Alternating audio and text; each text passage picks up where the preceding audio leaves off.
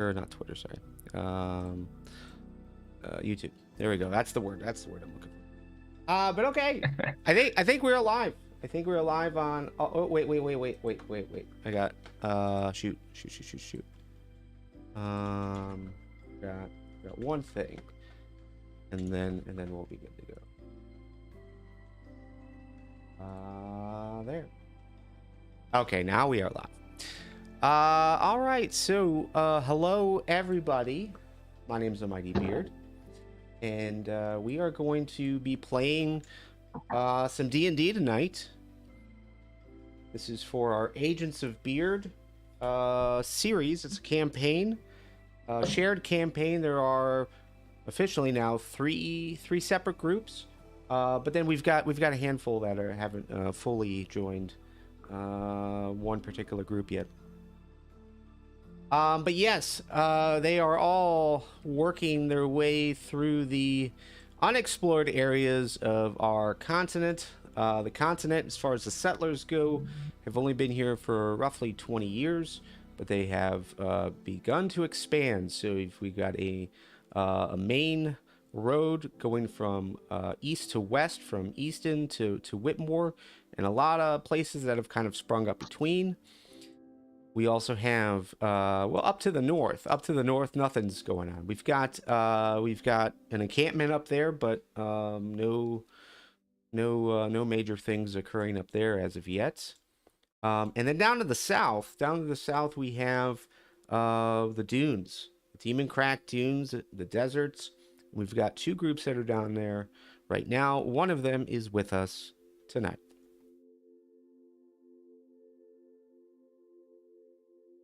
So, yeah.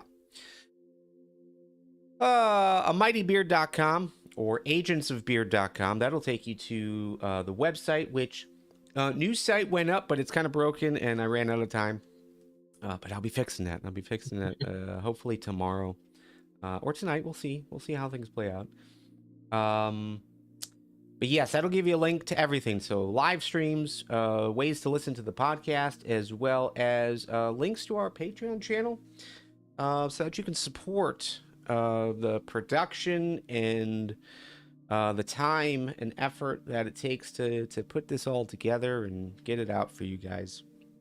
But yes, this campaign is, I would say, 50% roleplay, 50% the other things. There is combat, but it seems like quite a few of you like to roleplay. So we are telling a story. There's really no overarching finite thing that we're doing here. A lot of this is improv and written as we go, and just based on things that like little hooks, little ideas that are put out there, and if they want to push forward towards those, then we will build it out and tell that story as we go. Another thing is half of the people, well, I would say 75% of the 20-ish players that we've got are settlers. So they came in or after the group that settled these lands. The rest are natives, and they are also telling that side of the story as well, as far as what happened before, and that is primarily the major focus, is trying to figure out what took place, what caused the different groups. We've got dragonborns that live in the north. We've got furbolgs that are to the west in the forest, as well as some in the mountains. We've got elves that are in the east, just on the edge of the bearded jungle. And then we also have dwarves, supposedly. No one has seen a native dwarf yet. Did I leave anything out? Oh, orcs. We have orcs as well, native orcs that we had one player. It's been a while since he's played, so hopefully we can bring that story back. But yes, they've all kind of separated. They're all kind of doing their own things and have isolated themselves away from the others. So trying to figure out what caused that as well. But okay. But today we are entering into back into the Temple of the Serpent, and the Temple of the Serpent basically was given its name, kind of like a nickname, because there was a magical door that had sealed this this structure, and on the door was an engraving of a serpent. And the Records Guild, who is a group of archaeologists and scouts, their job is to figure out what happened. They're book people that are trying to get the story of what took place, and maybe lessons that can be learned from that. And yeah, they have paid for this job, like many of the jobs that are around here. And the group that we're with tonight, and as well as the other 15, 16 people that are in this campaign, are members of the Adventurers Guild. So they're kind of in charge of adventuring, doing the dirty work, going into structures like this to make sure it's safe for the squishy archaeologists to go in and do their research. So this group had entered into the temple and found some stuff. I mean, there's undead. Undead, yeah. Undead are things. Yeah, undead are things. But a lot of like clay pots and vases in one of the rooms. They did fight a skeleton that had come to life. The overarching theme, though, I think, is that this place is filled with traps. There is pretty much traps in just about every room that's been in here so far. You've got the main room that had these stone spikes that came out of the ground. It hit this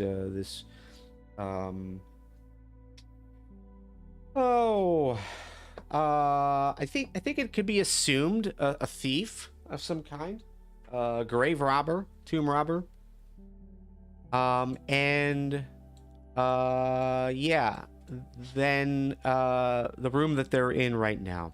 And I'll go ahead and bring you guys over to this map so you can refresh yourselves. But the room we're in right now, there was a floor trap, which Altath, you fell into. Right.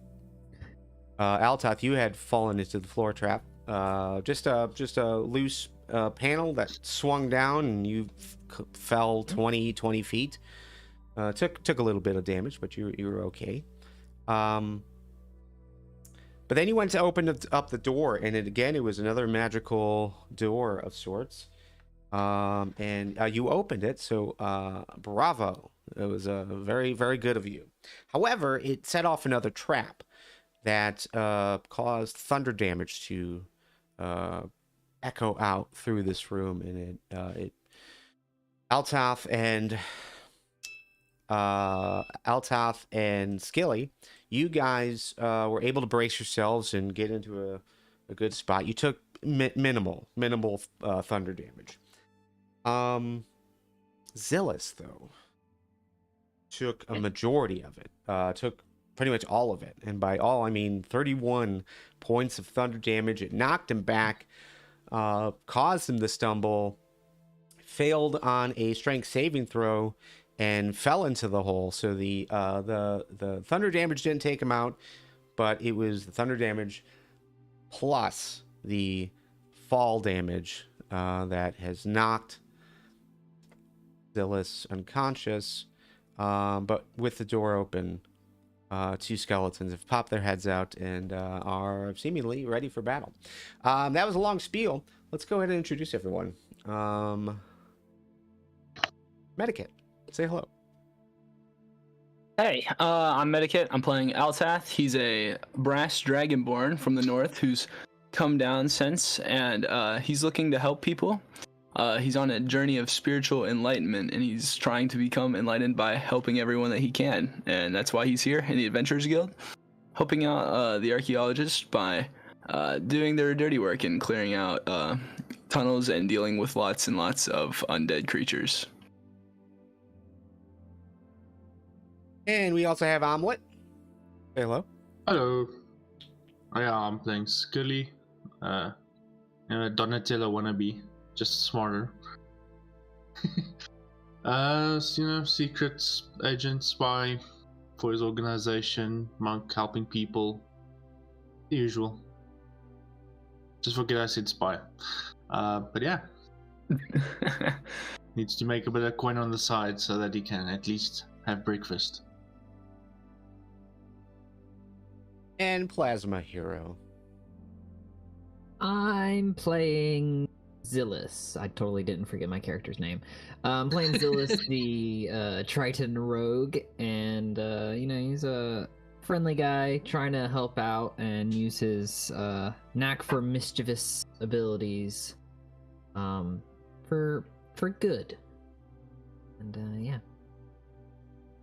That was the other group that I forgot about. Natives, that is, Tritons. Tritons lived out in the waters north of the continent and have since partnered up with the settlers to help protect the seas. And Zilis is part of that group, but has adventured into town, onto land to see what it's like, see what's up with it. This might be his last day. I don't know. If he survives, will he leave? It's dangerous. But okay. You know what? We started the stream and I didn't even ask. Are you guys ready? Are you guys ready to play? Or do we need Oh yeah, let's go. Yeah. I mean, yeah, let's get into it. Ready as we'll ever be, I guess. We got 2 skeletons on us. Well, first of all, before we proceed, let's talk about like initial thoughts that are going through your guys' heads. So you Altath for sure. I mean, you felt that trap, but you got out of it. They were able to pull you out with some rope, and then now you're over here. So that was like a huge boom, a huge thundering boom. You witness Zilis just kind of get knocked down into the hole, and yeah, it sounded painful. As you look back towards the door, just like where did that come from, kind of thing. That's when you see the skeleton. So yeah, like let's talk like split second, remove ourselves from the timeline. What is our overall like mindset right now? Probably fear, to be completely honest. One of your party members just got thrown into the hole you fell into, and from the looks of it, it sounded like it hurt. They might not be doing too good. And of course, me and my other party member just took some damage, so we're not at full strength, and now there's 2 skeletons coming out. I'm kind of cornered between them and the pit trap, and it's really a how can we get out of here with our lives sort of situation for me. Yeah. My surface thoughts are probably, oh crap. Yeah. Gets immediately knocked out. Panic and then silence.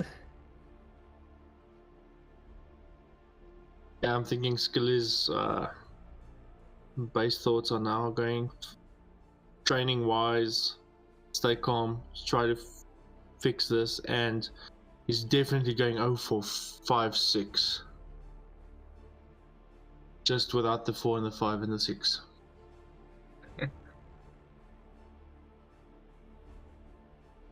Okay. Very good. Those are all good thoughts.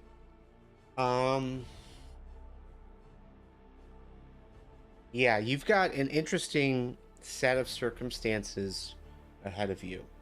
So out of character, you're one down. Mechanically, you know that Zilis is unconscious, and we'll need some assistance here soon. But he's 20 feet down. But you've got this oncoming onslaught of skeletons, very similar looking to the one that you battled a little bit ago. So has a glaive in both hands. They seem to kind of move to the left and right into the hallway from alcoves on either side. And actually, Altath, though, you do see a sarcophagus in the back of that room. So there is something that they seem to be protecting. Okay. But yes. Potentially, tough day ahead. Anything else you guys would like to say before we go ahead and get started? It's not all too bad, you know. We could just get another rogue in town. Worst case scenario, rolls up new character sheets. We got one prepared. I do. I always have a spare, just in case. Oh, give me a good number. Oh. Come on. Why do you always roll bad? No, it just depends on how the Skilly is. Okay, that's good. Give us another 3. Give us another 3. Actually, they go at the same time, I believe. Correct. That's how I play it. Oh, thank goodness. Yeah, they're all gonna go So at the the same plan time. might work. Yeah. So you guys have an opportunity here, but okay. Then we will begin. Altath, top of the order. What are you doing? All right, so I think, I'd have to get closer to them to hit them. So. Correct. So you would have to enter into the doorway. And actually, before you do that, let me do something here. All right, we're good. All right, so I think I'll move in to just kind of see how many there are. If there's any other in the alcoves, I don't know if I would be able to see it from here. Probably not. But at the very least, try to get some damage done. To do that with our short sword. You roll attack. I'll be attacking the one on the right to start, I think. All right. That sounds good.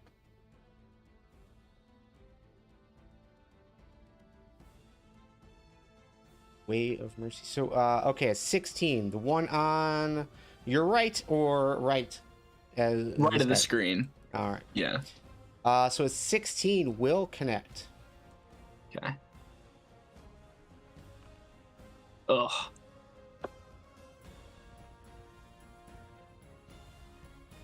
Okay, and what is Way of Mercy?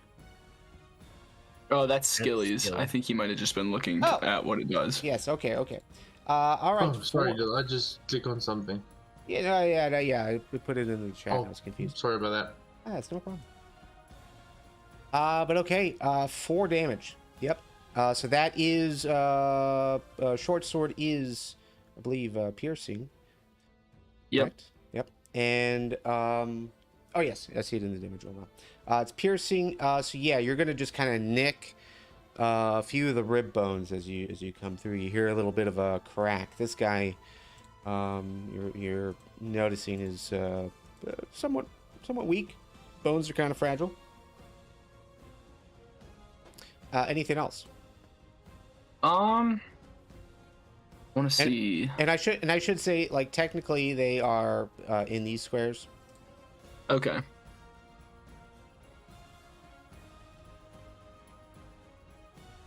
So you could move through. Okay. I think that's all I'm gonna do for now. All right. Just so there isn't an issue, because I can't remember behind the scenes, I had a trigger on that door and I don't know how to turn it off. I can't remember how that works. I don't want you re-triggering that trap. Oh, okay. All right. Okay, you're gonna stay put. All right, then that brings us to Zilis. Zilis, you are unconscious, which means we are in death saving throw territory. Okay. So I believe I just click this. Normal roll. 11. That is a success. Okay. Two more to go. Skilly. Yeah. Damn.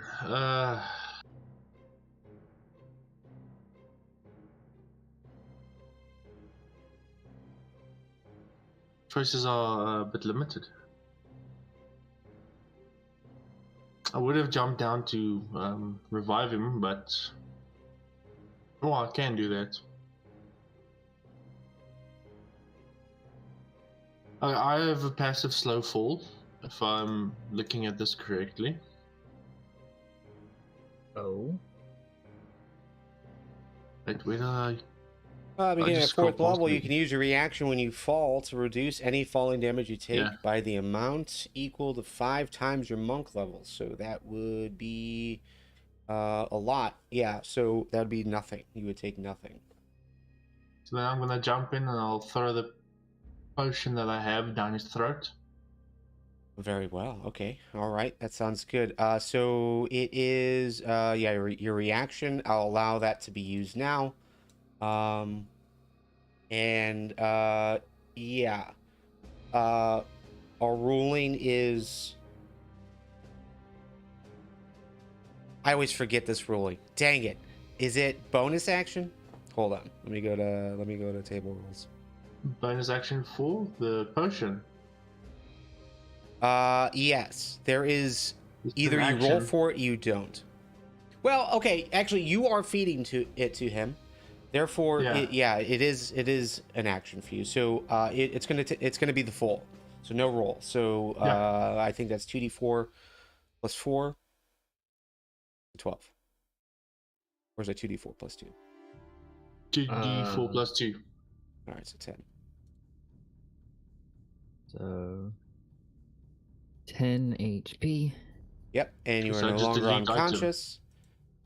Leave it in there. Leave it in there because Okay. it's always a hassle. But you can use it.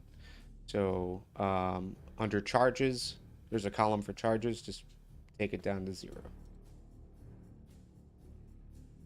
Okay, Okay. Skilly, that is action, Just want to quickly partial movement. check something to make sure. Yeah. If I read it correctly, or I'm a bit early on this one.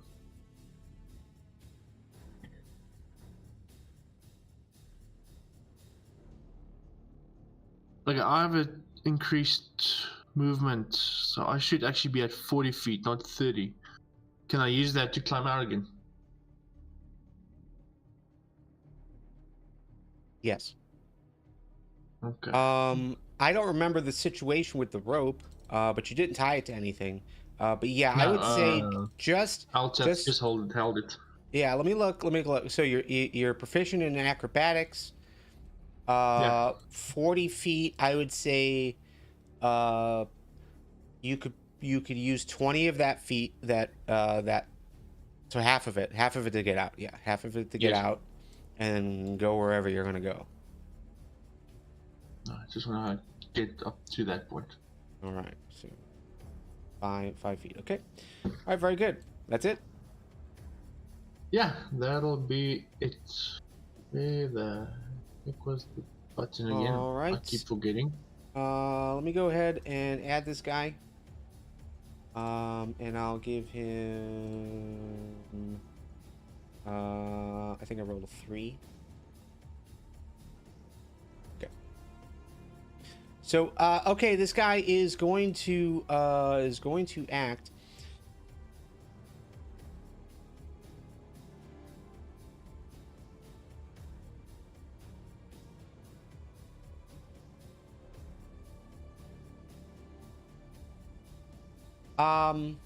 Yeah. After you hit it, Altath, it kind of like backs up, but it kind of stands up straight, and you see it pull the glaive out and just start like vibrating, just like trembling almost. Not necessarily in fear, but it's just kind of like shaking his fist at you, but like less intense. As far as motion goes, the other starts to do that as well. Altath and Skilly, I'm gonna need a wisdom saving throw from you guys.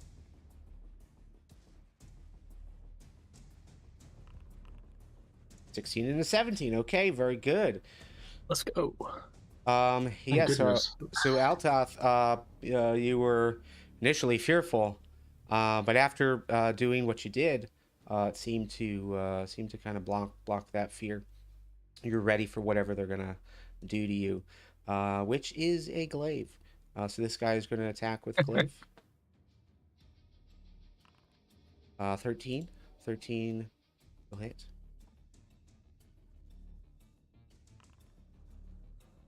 For 8 slashing damage. This guy is also going to glaive you.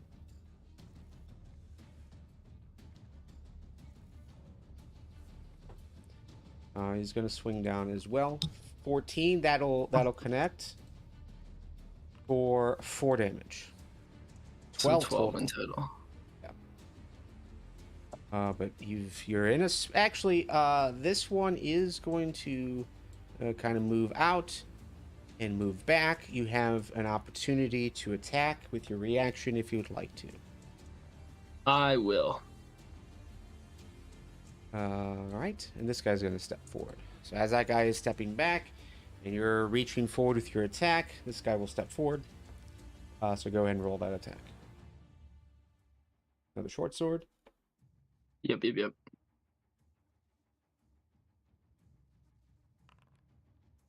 Ooh. Yeah, so as you step forward, this guy... Well, I'm sorry, as you step forward with the short sword attack, trying to hit the one that is walking away, this guy is going to step forward and just strike down your short sword with his glaive. Altath, it is your turn, though. Okay, so I think to start, I'm just gonna. So I was gonna check something. I haven't done a ton with the monk stuff yet. Yeah, I think to start, you using a short sword is rather odd as a monk. I have it as my dedicated weapon, I think. So it's not as weird, but it's still kind of funny.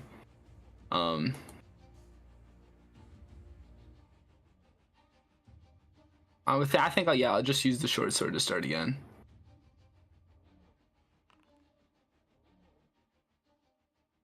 Okay, 10. 10 will miss. Okay. So I think I'm gonna use a bonus action. And I'm gonna use Flurry of Blows. Okay, very good. I also have this open hand technique as well, which affects the Flurry of Blows.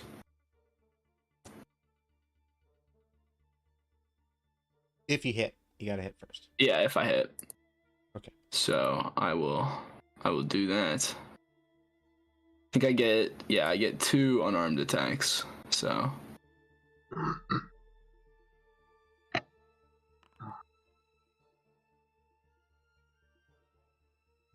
all right.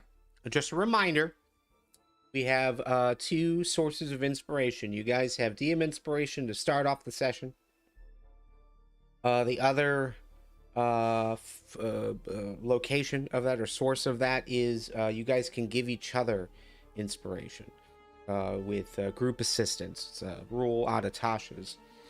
When it comes to having a patron, you guys have a group patron, as in the Adventurers Guild. So yes, you guys can give each other advantage if you would like to. So Skilly, you're the only one that could see. Would you give that to him, or do you want to use DM inspiration, or how would you like to do this? No, I mean, I'm just saying. We can go with the 10. We can go with the 10 and not bother with it. But it's up to you. I just want to remind you. Give it no problem on that one. Sorry, that was very suggestive. That was very suggestive. As he's attacking, just use the bow staff to knock his arm in the right direction. All right. If that is the case, go ahead and re-roll. Let's see if you get better. Right in your back, Altath. Oh.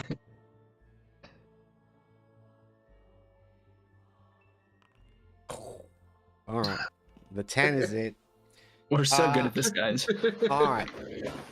So that was first of two attacks with Fury of Blows. So go ahead and roll your second attack. Yep. 20 connects. Finally. Had to get the bad ones out of my system. Nice. Do the damage. Normal. Okay, another 3, and this time it is bludgeoning. Actually, that is interesting. Okay, it is bludgeoning. So 3. You're gonna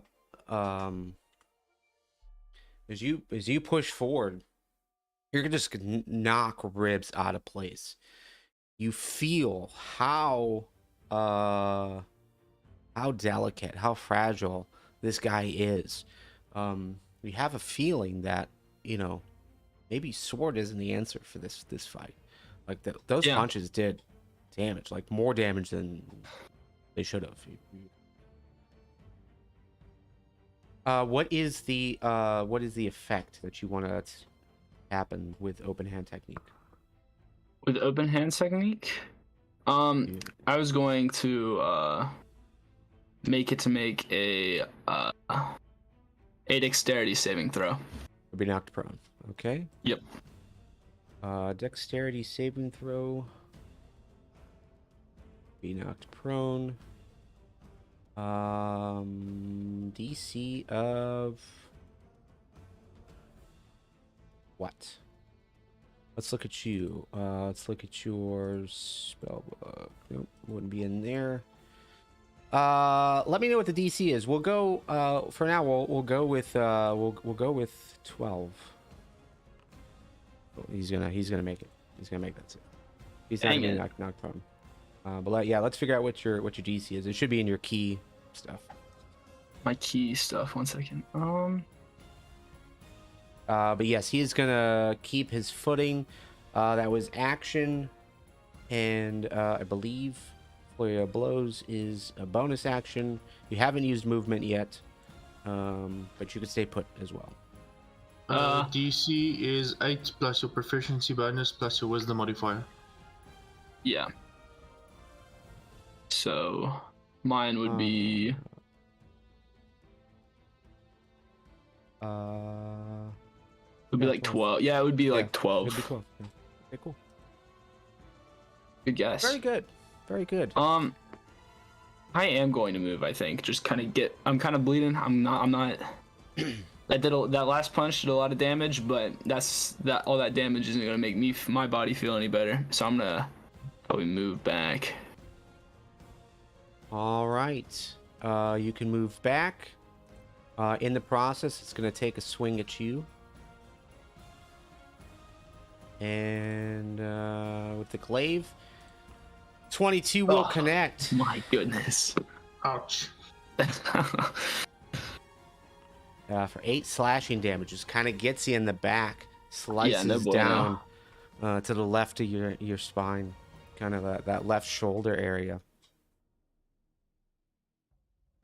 But okay. We'll move on to Zilis. Zilis, you're awake. You're still knocked prone. You don't know what happened. You see an empty potion bottle next to you. Yeah, so I'm kind of confused what just happened, because last thing I remember was falling down into here, and then everything went black, and then I wake up. So I could probably tell that I'm kind of hurt, so I'm gonna use my healing potion. So you can definitely tell, like, everything hurts. Your chest hurts, your legs hurt, your back hurts. So just gonna use the full action as I kind of stand up and gather my bearings. And I'm just kind of still feeling a bit dazed and everything. Just gonna kind of try to be listening in, trying to tell what's going on up there above me. But yeah, that'll be my turn. You gonna stand up? Yeah, I'll stand up.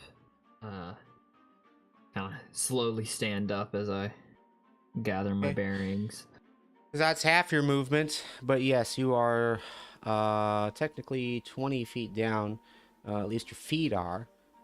So I would say the edge of this hole is probably a good like 7 feet up, 8 feet up ish, thereabouts. Okay. So climb out of a bowl. Wait, is that right? No. No. No, I'm not super tall. No, you're not super tall. 12 to 15 feet up. So, yeah, not easy to climb up. You could try to do a running scamper up. You're acrobatic. It's possible. Okay, cool. Well, that's you, Skilly. Well, I'm Climbed gonna out of move the hole. forward. You saw your party member move out of the way, and I'm just Altath. I'm just gonna kind of move you here because you would be off to the side, but I want you to have a view of what's going on. Yep. So, but yeah, Skilly. Yeah, you've got a skeleton here with a glaive. Looks very damaged. Bones are missing in its chest and ribs area. Yeah, it seems like it wouldn't take much to take this guy out. Okay, let's see. Well, he wasn't knocked prone, so it's a normal attack. Mhm. Oh, come on. Okay, then I'll spend the key point.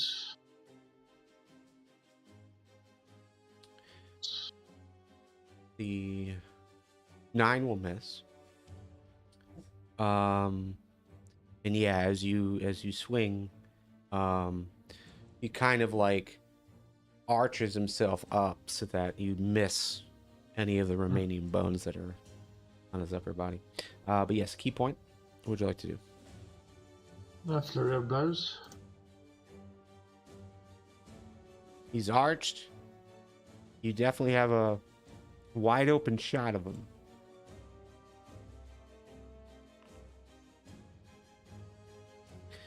$12. Yeah.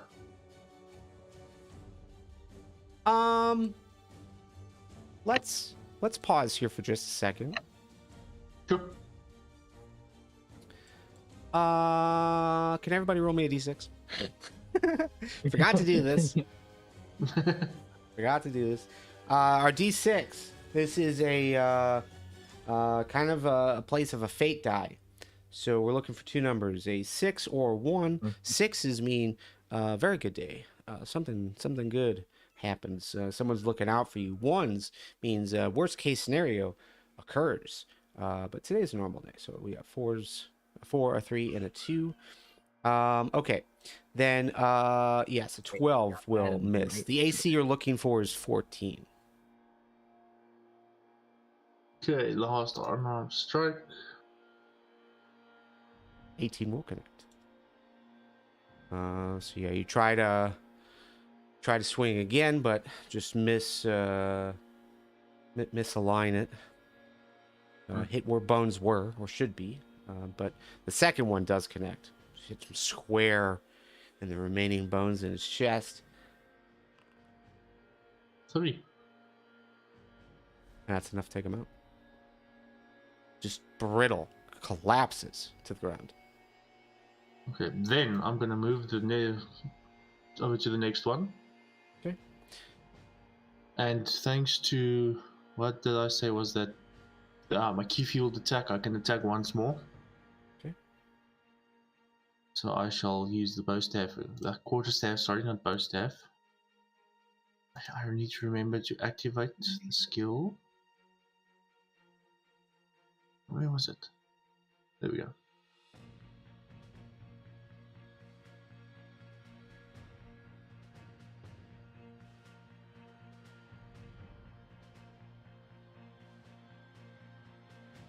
So why can't I attack now?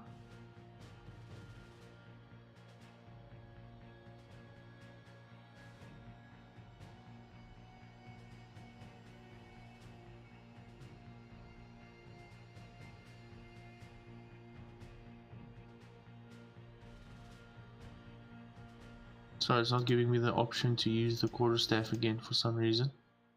Is it popping up an error for you?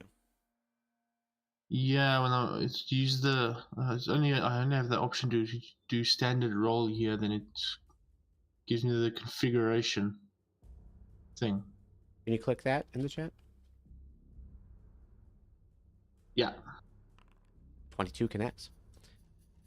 awesome. Key fuel Okay, attack. then. Yeah, you can make another. Okay. So go ahead and roll your damage. So you just swing. Any I'm gonna particular need another location you're aiming for? Dead center. All right. See if I can knock it to pieces. I'm gonna have to ask you to put up another option like that because it doesn't give me an option on the side. I'm I'm can you guessing not it's hit because the? So right above that, there must be some wacky scripting happening that is stopping there's you from doing it. damage. But there should got be a it. damage button. You should be able to click. 8 bludgeoning damage. Oh my gosh. Okay. Well, suffice it to say that we'll take it out. 'Cause it just is shattered. Bones go everywhere. You get the impression that very vulnerable to bludgeoning. And yeah, I don't get to use another ability that I just remembered I had. Okay, that's fine. Next time. All right. Well, bones are on the ground in front of you. Bones are on the ground behind you. You are aware that you have helped Zilis, but are unsure of his situation. But in front of you, you've got sarcophagus. Is Altath in the hole with me? No. Altath is technically probably standing on Gotcha. either of these two squares. Well, now that I see no more enemies, I'm gonna shout back to Zilis. Are you dead or breathing? I'm not dead, and I'm breathing a lot. So Okay, you owe me a potion. I don't have. I just chugged mine. Whose fault's that? I'm not mine. I don't know what happened. Okay, what do you know? I was standing up there. Altath opened the door. And I felt like something just rammed into me.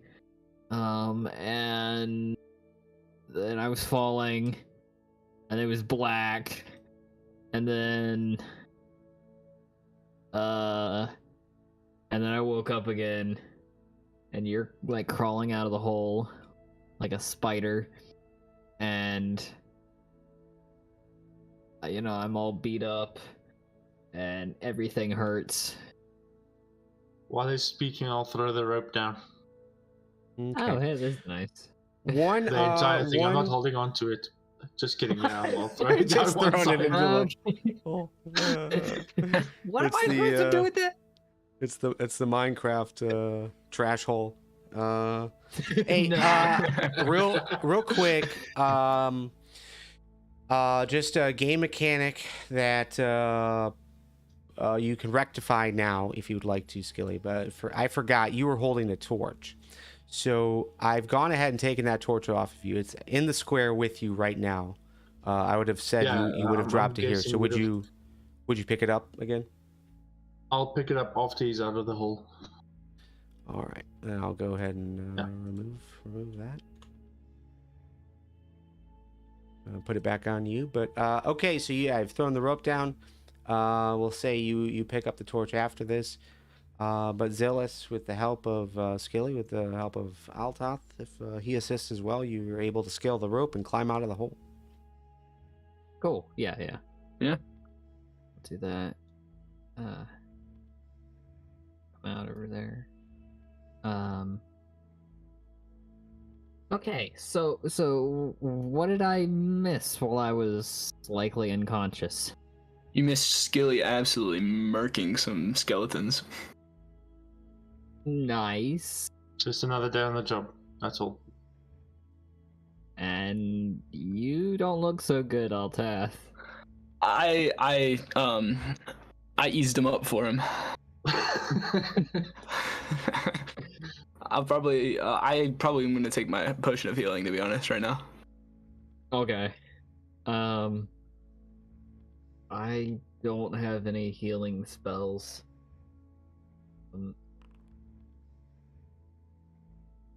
Okay. And I believe that takes all of your healing potions. Yep, I only had Yeah. one. Great. Okay.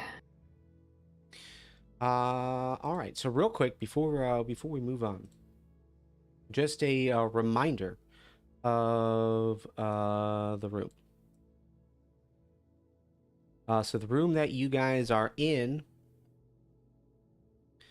obviously big 15 by 5 hole in the ground. But yeah, on the walls you are seeing once again murals, and these murals are serpent folk that are in the process of battle against the likes of natives. So you got some dragonborn in there, maybe. I mean, it's kind of hard to tell. There's a lot of chaos, it seems, but other humanoids, but obviously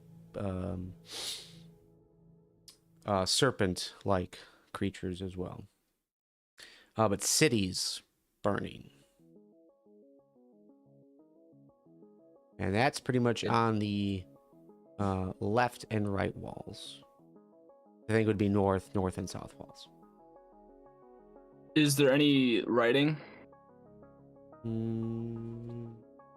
Well, here's the question. How long do you guys want to rest in here? Because right now you've got well, not rest, but like stick here, because you've got you know there's at least one more room.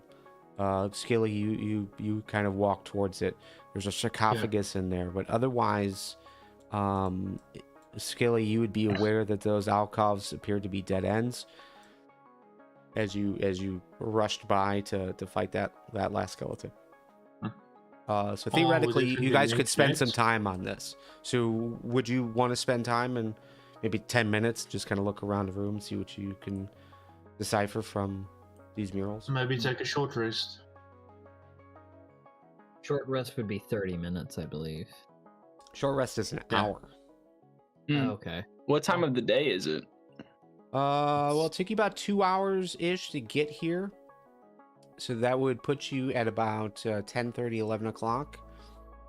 And then you guys have been in here for roughly 10, 20, 30 minutes. 30 minutes.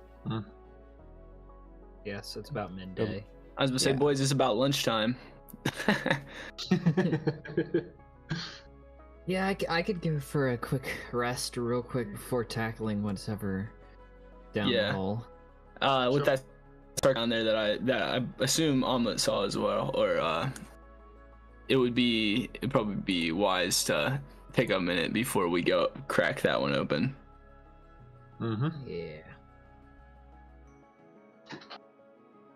Short rest is light activity, so you could walk around the room and take a look at stuff. You could walk down to the room to the south as well. While we're doing a short rest, I'm definitely going to be taking notes of everything, sketching out some stuff to send back to my people. Just in case.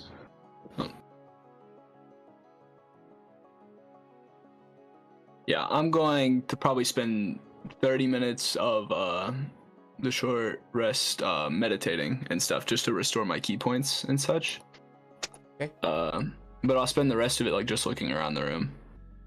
Okay. All right, that sounds good.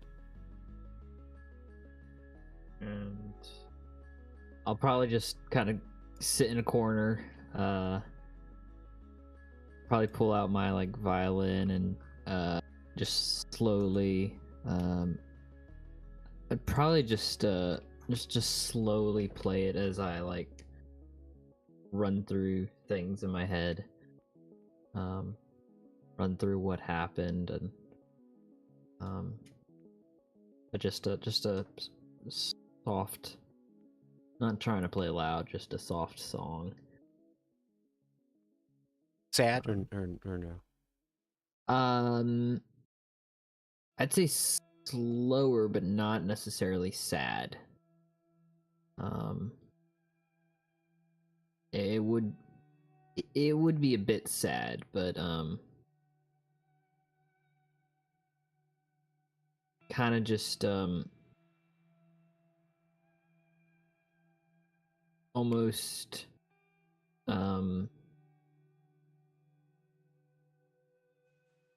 I'll say looking for like a just music while he thinks through things and tries to process things.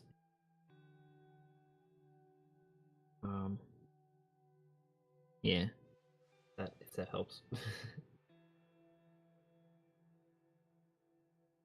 Very well. And is that for the entirety of this? Entirety of the hour, or is there anything else you would be doing?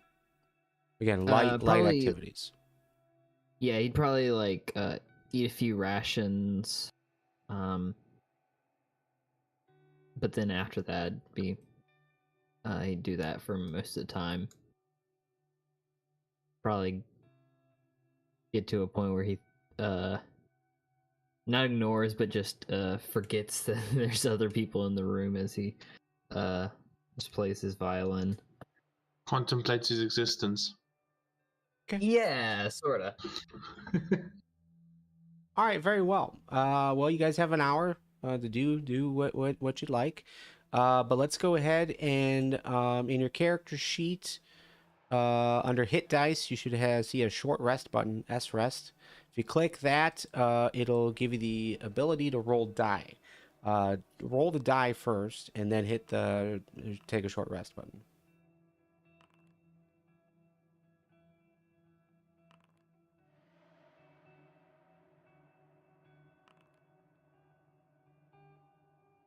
And I rolled horrible.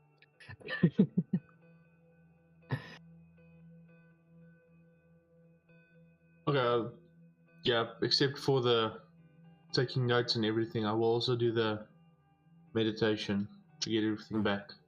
Sure. Before I forget about that. About half hour of meditation from the monks. Half hour of playing. From Zilis.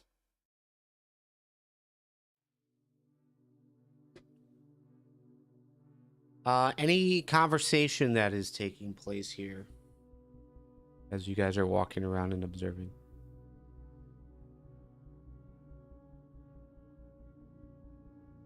Probably not from Zilis. Yeah, Skilly will mostly be mumbling to himself, having a conversation with Peely in his mind. The ambiguous Peely. Oh, what can I say? Of course he talks to himself. Sometimes he needs expert advice. I actually have a coffee mug that says that. That's amazing. All right, very well. Yeah. Go ahead. I'll talk. Oh no, I was gonna say for the other 30 minutes, I was just gonna be looking around the room at like the images or whatever. Okay.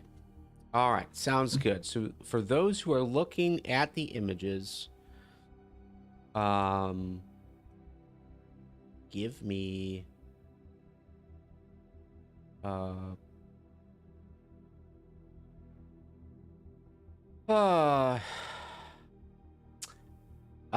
take history, investigation, just as far as like general knowledge gathering, information gathering, like behind what these murals mean. But as far as the murals themselves, if you're just, casually looking around like you're in a museum, you can just roll perception and see if you notice anything standing out. I'll do that investigation while I'm sketching them, so.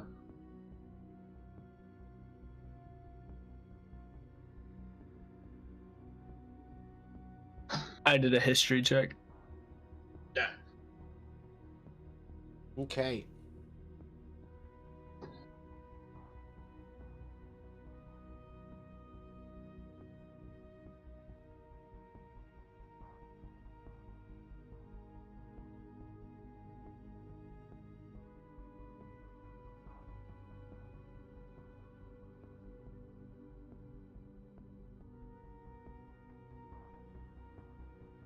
Well, generally speaking, the information you guys would be able to pull from a physical sense is it does seem like it is related in some fashion to the murals that were in that other room, that front room with the spikes.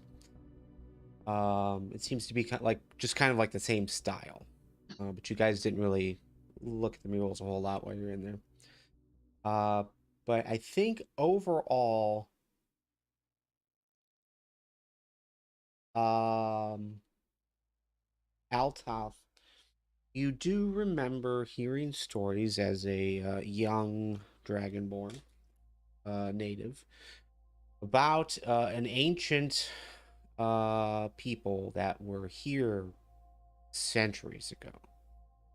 That your people, the dragonborn, helped take out. That they were evil, they were bad. So this is kind of reinforces that memory.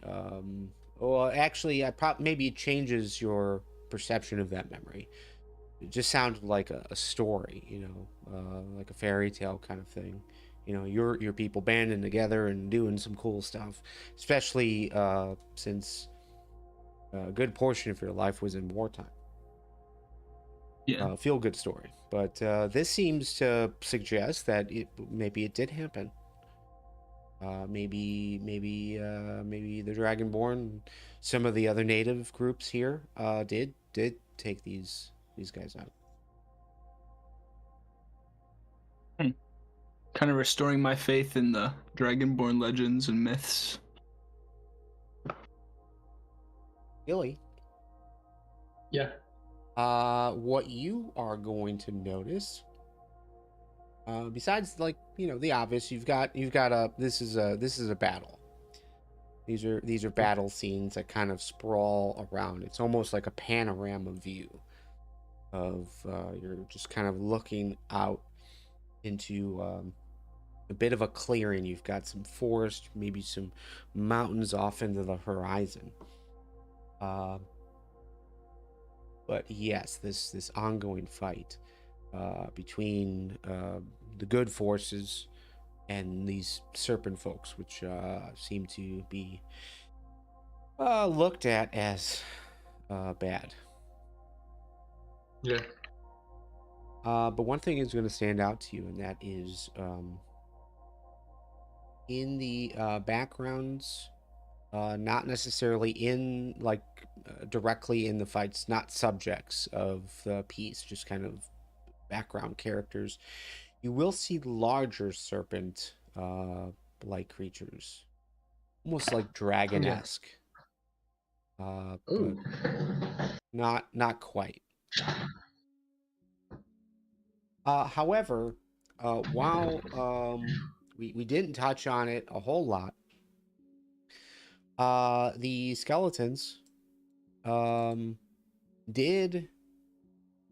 This is a failure on my part for not describing it at the time, but you would know that those skeletons had tails. And the facial structure was less humanoid, more serpent-like.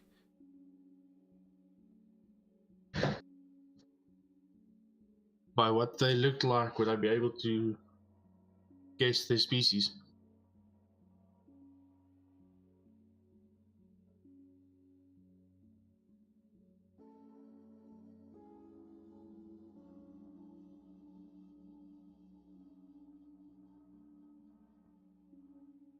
Roll me a history check, please.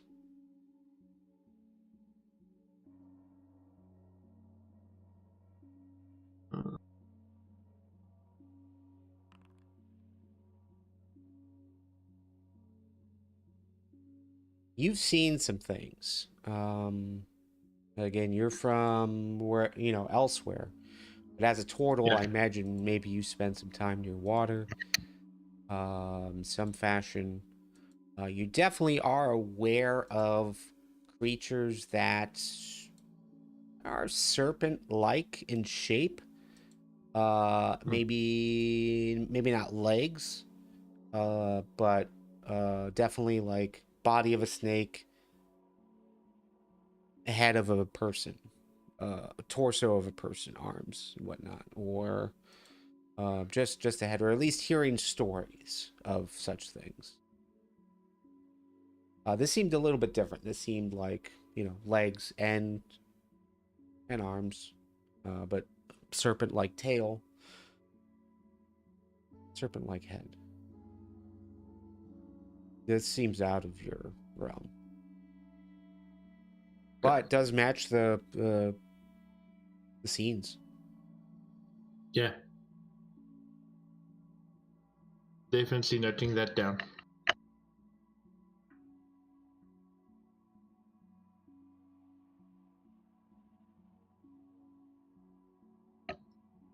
It's been an hour after you guys sketch and kind of study the murals. So you walk around. Any conversation? Or you guys head into the next room? Or wherever it is you're going. I'll most likely just say don't die. We're trying our best. It's a lot of effort to drag a body back to town. You're a better man than I am. I'd leave you here. I'll definitely be going ahead. Yeah, I mean, Just I was in gonna case. say. I think Omelet's the most, or Skilly's the who's in the best shape of all of us. Okay. Yeah, just general looks and feels of the rooms as you guys are as you're passing in. You had 2 alcoves on either side. That's where the skeletons were. Now the skeletons are, crushed and bones are just kind of all over the place. But then you have this southern room. Well, not southern.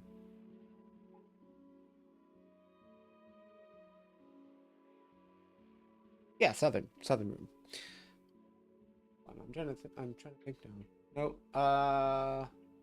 Yeah, whatever. It's down to the bottom. It's down to the bottom. Just because our map is kind of tilted a bit.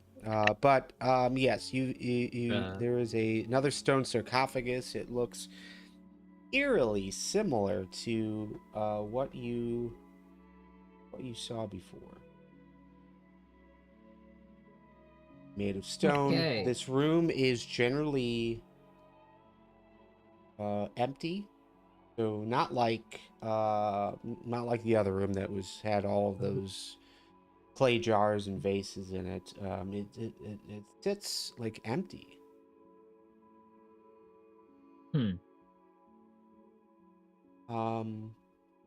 I suppose while functionally it looks the same. You've got a lid that looks to easily be lifted off. So things that you've experienced in the burial mounds. On the other side is the dome. These are this one is carved out of a black stone. But the other one was made out of the same stone, it seemed, but was like finer made. This is a bit more rounded, a bit more like actual rock, maybe just sliced in half, kind of thing, carved out. There's no, it's not like a proper lid. It's almost roundish. Okay. So this is the annoying brothers room.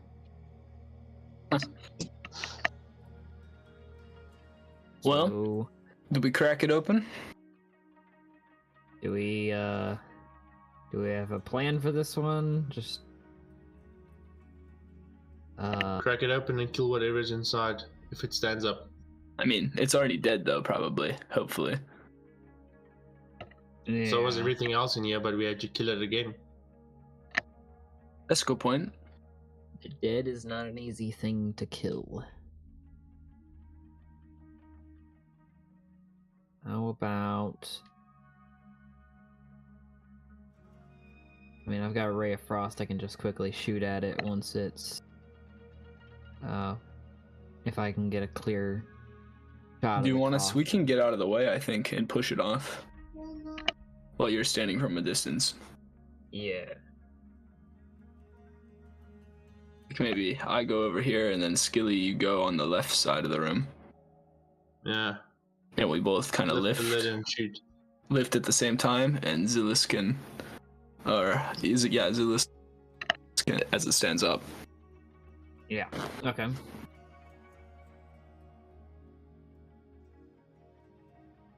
Alright.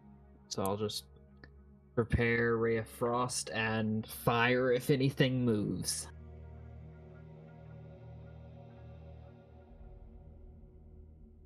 Sounds like a plan. As long as you don't hit one of us. Yeah. Please don't hit us. I'm funneling my vision. We forgot to check for concussion, so you just don't confuse us with the skeletons. Look, one of you is a turtle, the other is a dragon, and I'm a fish, and it's a skeleton, okay? I think I can tell the difference. If you're a little dazed, it could be a little iffy though. You can never be too careful. Yeah. Well, I last mean, you are a checked, I fish out of didn't water. That's good. Yeah. Do we need to take out the water skins and splash you a bit? Just in case? Go harpoon yourself, okay? Just open the crate.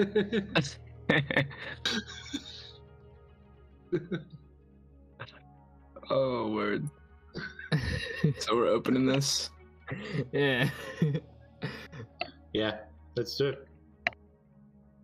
Weight-wise, it seems the same. Are you putting it on the left side or the right side? Left side or right side? Could we... Which way is more likely to be where the head is? Yeah, can we perceive that based off our past experiences, possibly? It's shaped so strangely. Again, Just it's like- almost like a rock has just been placed here. Yeah, But with okay. obvious sarcophagus functionality kind of built into it. Yeah, just the way it's like put together, it just looks different. So I would say it's kind of hard to tell. It's almost roundish. So there's a 50% chance we get the head and a 50% chance we get the Good. toes. Could me and Skilly pull it up here where my Yes. cursor is?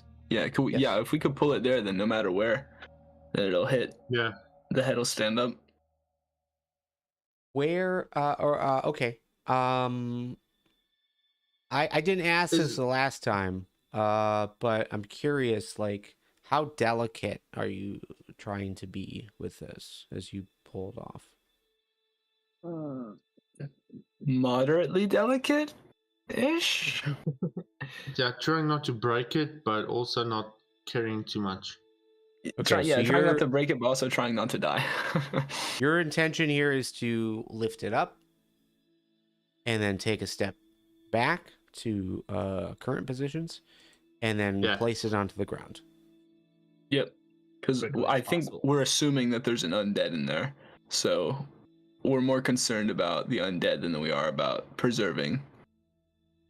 Guys, if you break this, I And- do not have mending as a spell. And Zilis, you are preparing Ray of Frost. You've Yep. got Ray of Frost building up in your hand, ready to shoot at whatever pops up. Coil of magical ice up my arm.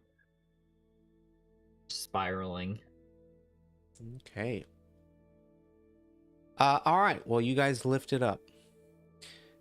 Take a step back, and Zilis, your vision is blocked as of this point.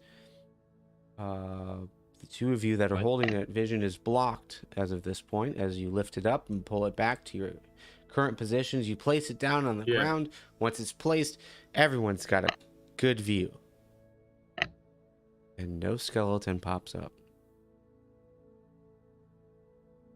Well, that's good. Altath you wanna and take- Skilly, you've got still a decent vantage point. There's something in there, but it doesn't look like bones. I'll Really, definitely you- take a closer look with the torch in hand. Yeah.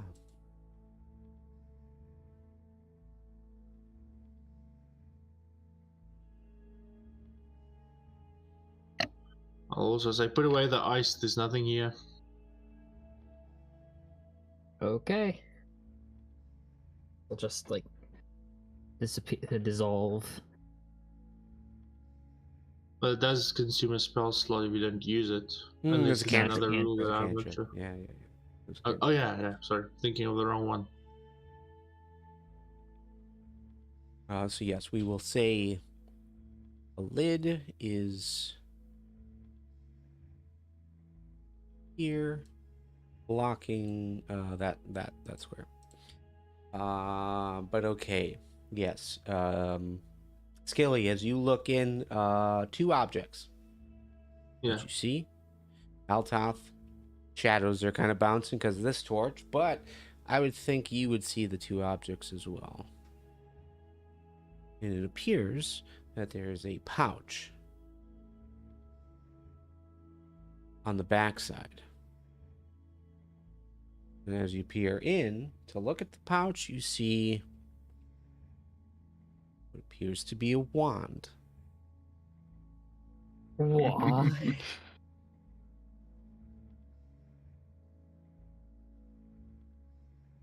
Kinda sucks. Well, I think we might have found. One. Yeah, why? I think we found. Why might have found why the archaeologists thought there was a magical aura. Yeah. Who wants to touch it? To be Wand? fair, the door in the front did have a magic aura to it. The one with the serpent etched into it. Mm-hmm. Yeah. Like I think you guys would just feel that energy. Like it was strong enough that even magic types don't, who don't have magic abilities would still be able to feel it. Yeah.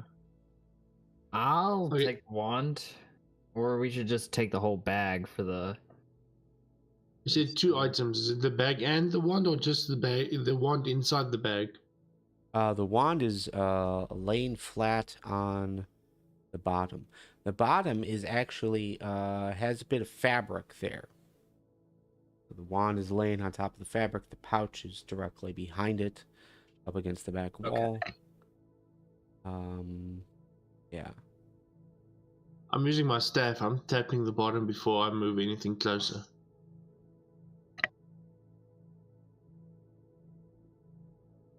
Here, actually, I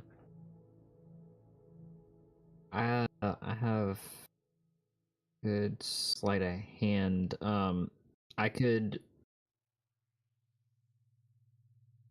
like try to carefully pick up the wand in case it's like tied to any mechanism. Booby Yeah, there trap. is, as you guys are, and I think it probably would just be fair that, like, Altath and Skilly, you had moved up, Zilis, you had moved off to one of the sides to kind of look up at this. But, yeah, the wand, mostly made out of wood. There's some leather wrapping the bottom. What sets it apart from just a stick is A, the leather, but B, it's decorated, so it's almost like a staff, almost like a quarter staff in size, a little smaller, a little thinner, but two additional pieces to this. There are two spikes, almost like they look as if they're made out of bones. But they're two spikes. The First one near the top is roughly 4 inches, and the one directly underneath that is about 2 inches. But they almost look like teeth. Seemingly made out of bone, from what you can see. And then at the top of it is a skull, and the skull is like the jaw is opened, and it looks like probably a snake. Well, Yeah, lovely. Extremely. So, can I just, I don't know, either, can I would like to check for traps. Like, is there a way I can check for, see if it's either the wand or the bag is connected to any mechanisms or booby traps? An easy way is we can just throw Zilis inside, pop on the lid, and see what happens. I don't like that idea. I don't know why, but you know, I don't know. never really considered myself claustrophobic, but I don't really like the idea. I think it could work. Yeah, don't encourage this, please. Well, majority vote, so get it. Not gonna happen. real We quick, can pick him up. This Ooh. is the wand. What it looks like. Temple of the no wait, that's just the title. Okay. Can we tell what the skull of the animal is on the top of it? I mean, it He definitely says- looks like a snake. Yeah, it definitely looks Okay. like snake-ish, snake-like. That makes sense. Okay. That looks It more says like price 0. I don't want it. It We just send you means an it's idea to leave it priceless. for them or take it back to them. In any case, so. Yeah. Well, so here's the question: Do we bring it back to them, or do we leave it here? I think safer to bring it back, because if we leave now and someone decides to waltz in after we've left and they get here, by the time they get here, everything could be gone. True. Yeah. It's not looting, it's preserving historical artifacts. There are Yeah. signs that this place had been entered into by unconventional means. Yeah. Leaving something in here after you've cleared it out, probably a bad idea. I think would be the general sense that you guys would have. The other thing Strong booby is trap vibes. items that you guys find are your possessions. You could donate them to the Records Guild. You could lend them to the Records Guild to study. And the agreement that is made with the Records Guild is anything you pick up, they want to study. But they have to buy it off of you if they want it. Ah. That's a bargain. I want the one. What are you gonna do with the wand? I'm the magic fish, okay? But I am a dragon. And you got all that kung fu stuff, okay? That's fair. It's monk stuff, not kung fu. Yes, potato. We could always just Your have a fight inexpertise to the is last one showing. and keeps it. Arm wrestling contest?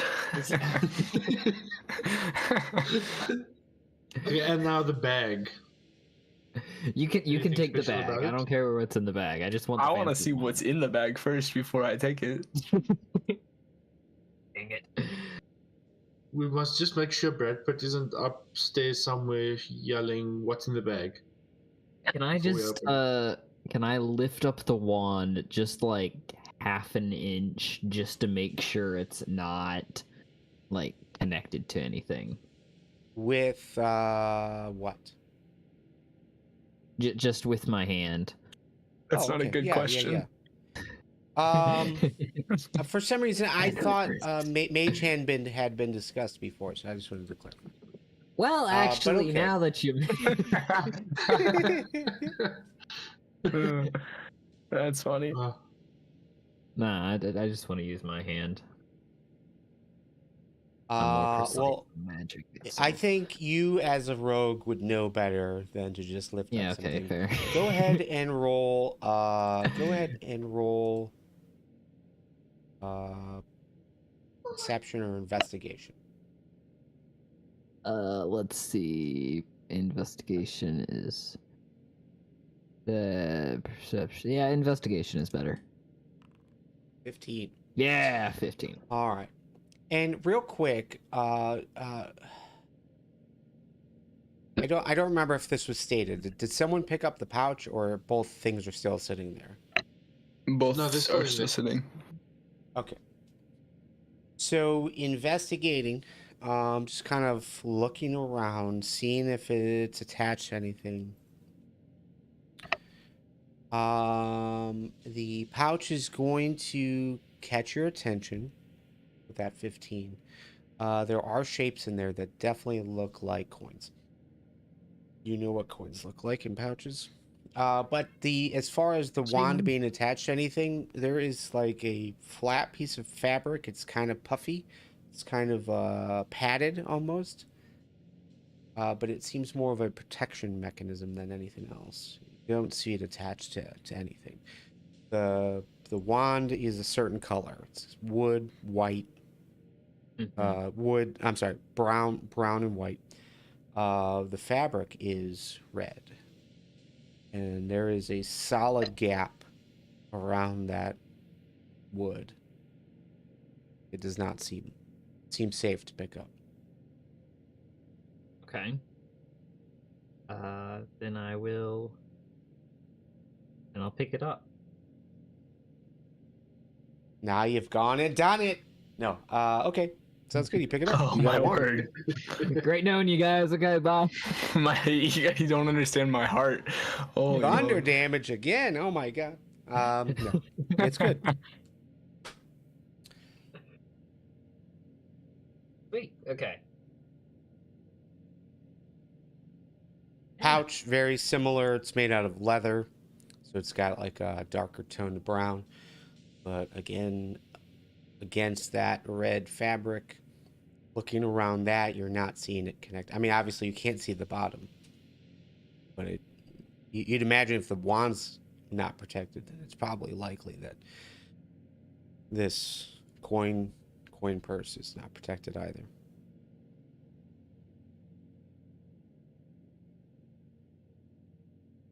I'll pick it up. Okay.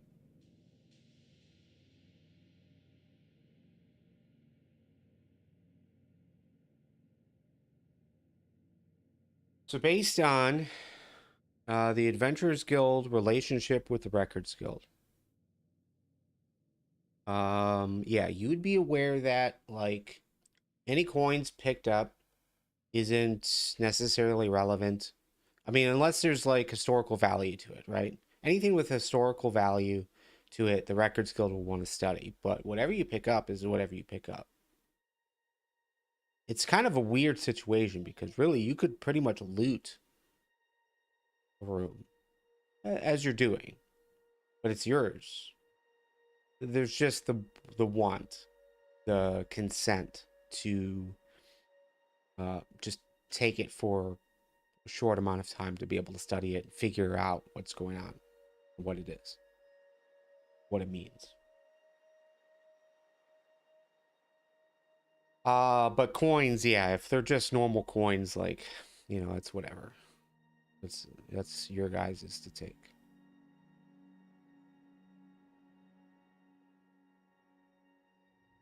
Would you open up the pouch to see?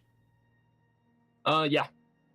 It's fairly large. I would say it's not your standard coin purse that hangs off your belt. It looks to be like 3-4 times the size of it. It is a bit weighty, but it jingles as you pick it up. Definitely coin sounds. Looking in, all you see is gold.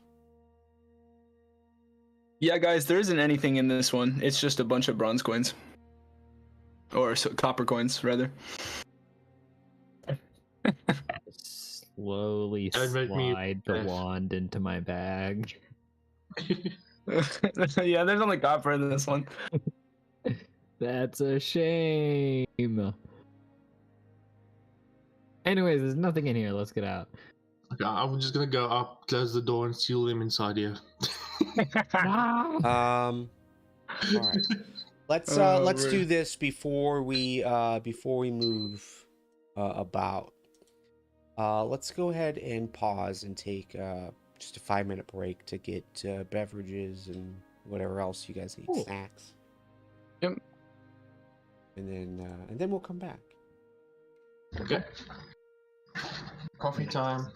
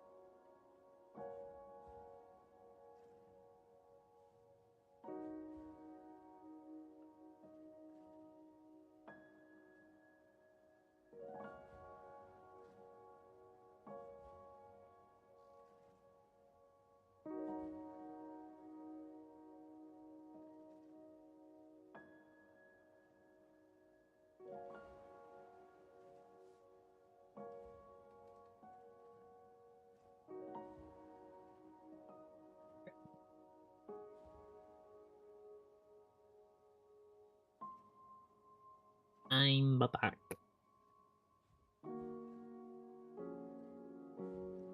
I'm back too. I am Nice. also here.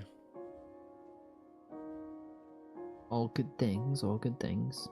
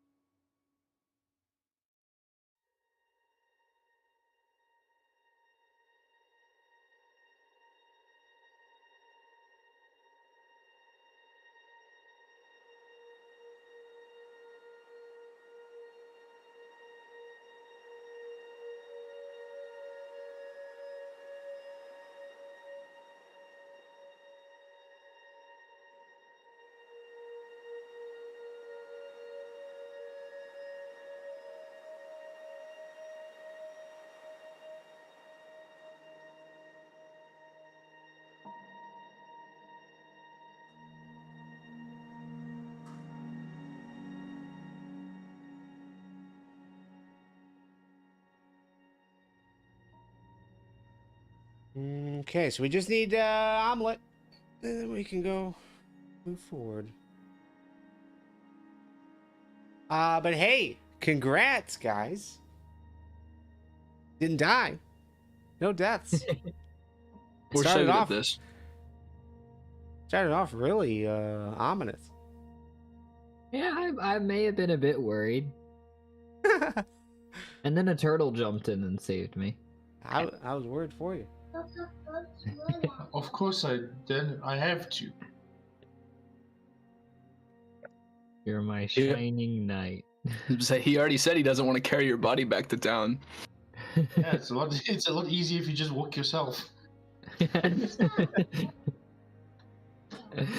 Yeah, thanks, man. The feeling's mutual, I guess. Well, if you were to fall again, there's already a hole. We can just leave you there. Time will fill up the hole. So Yeah, leave me for the research record skill. Yeah. yeah. I'll be right back. Sorry. Yeah.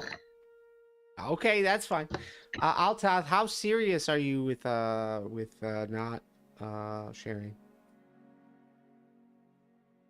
Not that serious, to be honest. Okay. So would you take a look at how much is there? Yeah, probably. I was gonna say, since Zilis got the wand, I'd probably split it with Skilly. Yes. Oh. Okay. So would you count all of it now? Or would you wait until later? We could, I guess. It wouldn't be bad to wait till later, I don't think. Easily a couple hundred, maybe more. But the weight, the size of the bag, what you can see, as long as you know, it's not like padded by some like hidden Amazon box, right? you think like it's full. Okay. So would you try to count it all here, or would you I think do it? I think it'd be safer to just kind of, once we're back at Mellem Klitterne, right?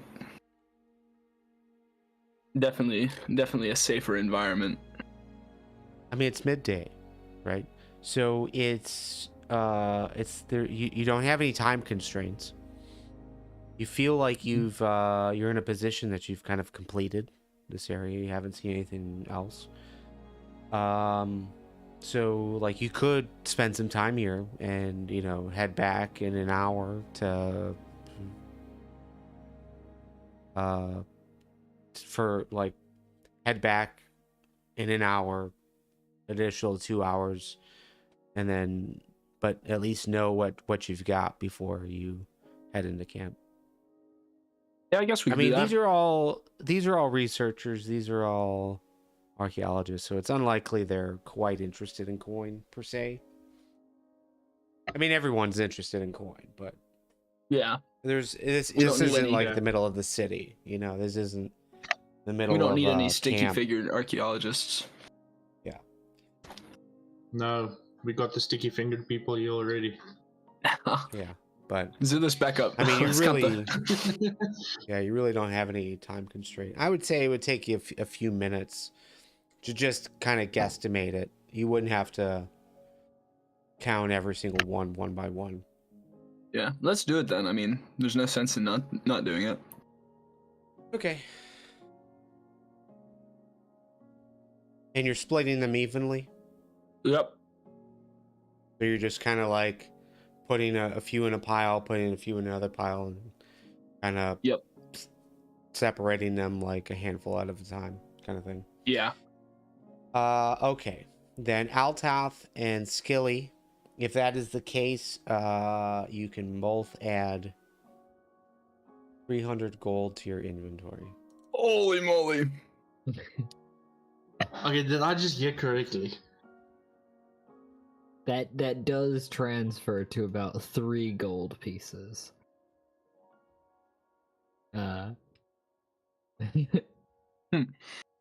it's a lot of copper.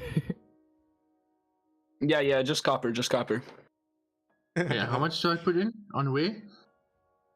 300 gold per person. So you and Altath split the pouch, 300 gold. Oh, it's gold. I thought you said copper. Well, Altath said it was copper. Lying bastard. Okay, You've got I a was wand. You're the not even right paying first attention. again. You're just Oh, you're watching the keeping the wand. wand. You're adoring the wand. For all you know, we're just splitting copper over here. Yeah. And Yeah, keep your So, copper. Keep your copper. I'm trying to figure this thing out. got to keep it within the monks, you know what I'm saying? Mm-hmm. Where's the on switch on this thing? That's So, okay. I can do a sleight of hand later on and remove the wand as well. So. No, got it. Nice. so Zilis, you do not have any magical abilities to identify things, right? Yeah, no. But you would know, generally speaking, when it comes to magic items, you spend an hour with it, studying it, playing around with it, you'll figure it out. You'll figure out what it does and if it has a name, that sort of thing. It's going to take an hour for you, though. But you start that process as they're counting coins in the background. Okay. But okay, my question for you guys is, we kind of skip this piece of it, but I just want to clarify. There was everyone looking into the room, looking around the room after you guys killed the skeleton to rest. So half of the time was meditation. There was some playing. There was just some sitting, some looking at the murals and that sort of thing. Yeah. But based on Zilis's question of what happened, how in detail would you have actually gone? Especially now that you guys are sitting around. Would you talk at all about that battle? Where they were located, what they were doing, what their powers were, that sort of thing. I at least probably wouldn't go into like a ton of detail about like where they were specifically or whatever. It would more have been like, you got knocked back into the hole. 2 skeletons came out of this room, and they beat us up until Skilly got up there and kicked butt. So they were just like standing guard? Looks like it. Yeah, pretty much. They're guarding. They're guarding this and a ton of copper. That's Yeah, definitely a That's ton of copper. Copper might have been more valuable back then. You never know. true. So let's roll there insight. is. 9. Roll insight again, please.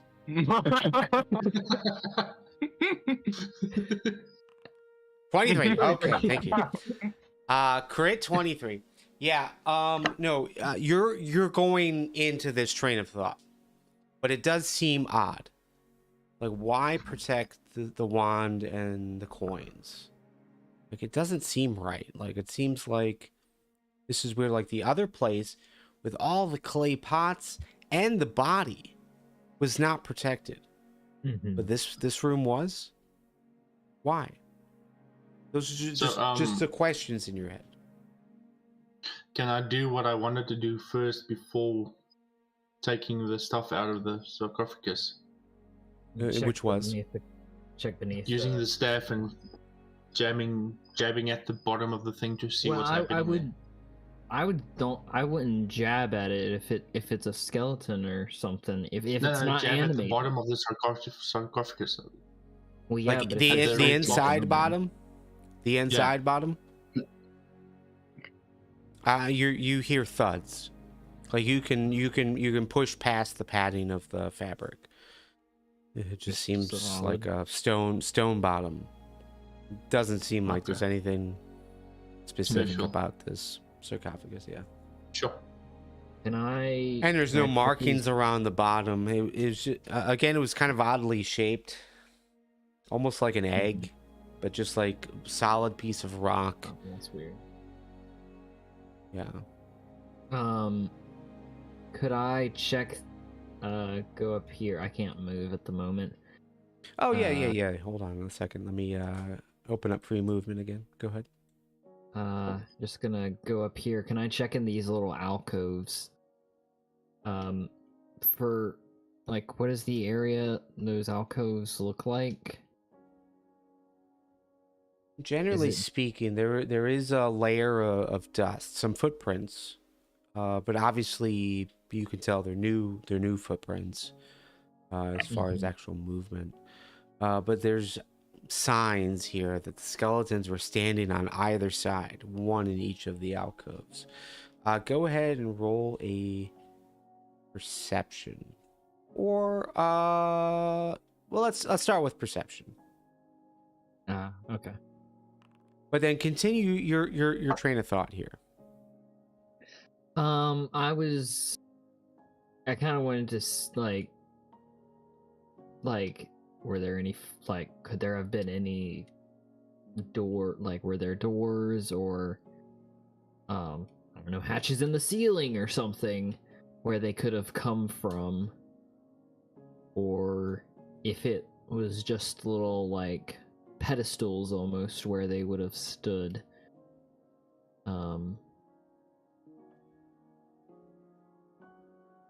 Just kind of like trying to figure out what it would have looked like while the skeletons were still there.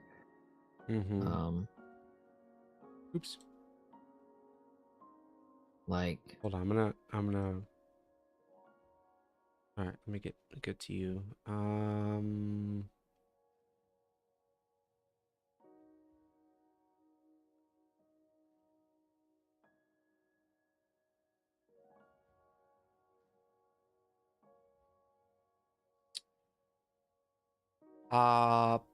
Ground is flat.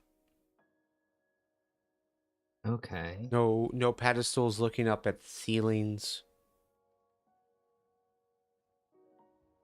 No loose stone, no separated stone. It's pretty solid. It's just like a flat piece of stone, sandstone.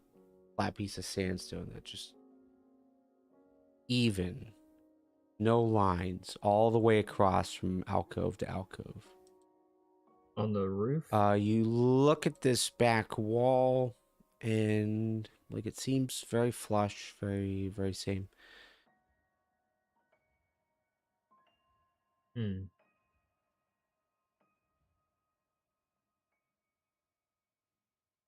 How long are you spending doing this? Probably just a few minutes. Not super long, just Okay. Just really seeing trying if to you notice anything off, anything weird, right? Yeah.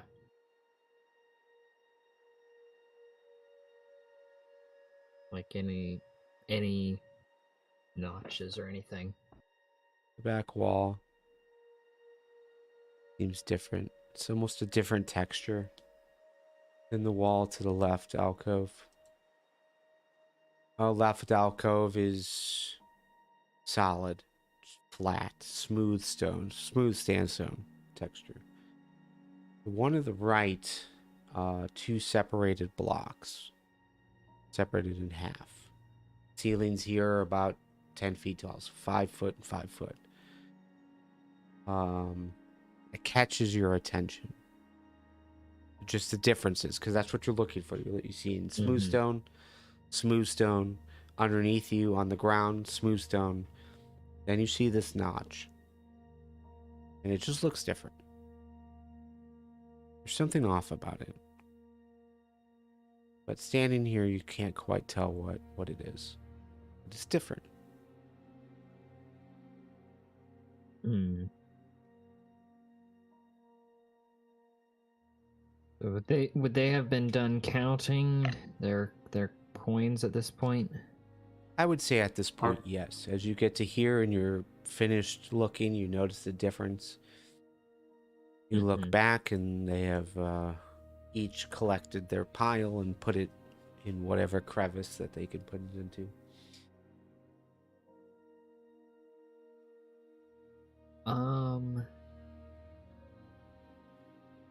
I'm gonna grab.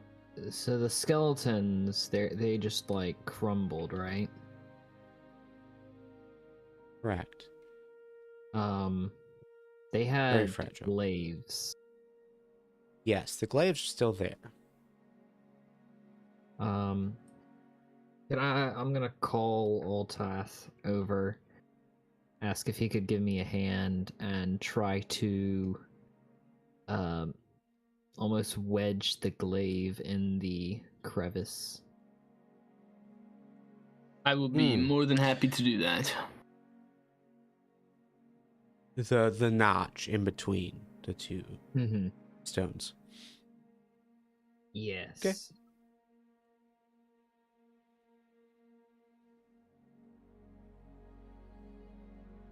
All right. And as you well, how is he helping? Like, what's the scene here? Describe it. So the notch, it is, so it's two like blocks on top of each other, right? Correct. Yeah, it just looks like there's like a small divot in between. Again, like the wall on the other alcove is just solid, straight down, just one piece of sandstone. Ceiling, one solid piece of sandstone. This, two pieces of sandstone. So I'm thinking try to kind of lever it off.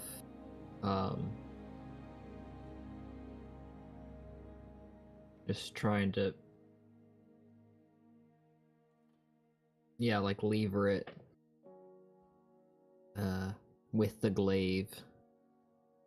Okay, so your thought here is that there's like a physical split and you want to pry it open. Yeah.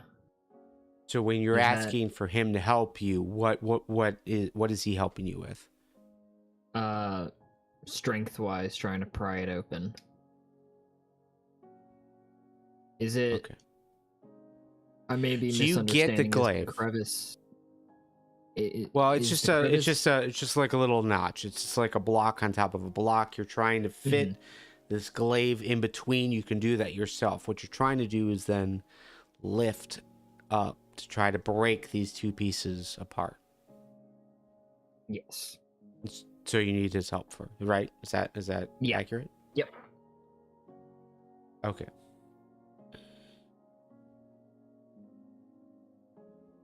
All right. So you place the glaive in between the two. You just kind of lift it up. You know, it's just a normal weapon weight. You know, a few pounds. You put it in the position. You ask for Altath to assist. You guys start to push down, and as you do, you're kind of leveraging forward towards the door. So as you're pushing through, the weight changes. and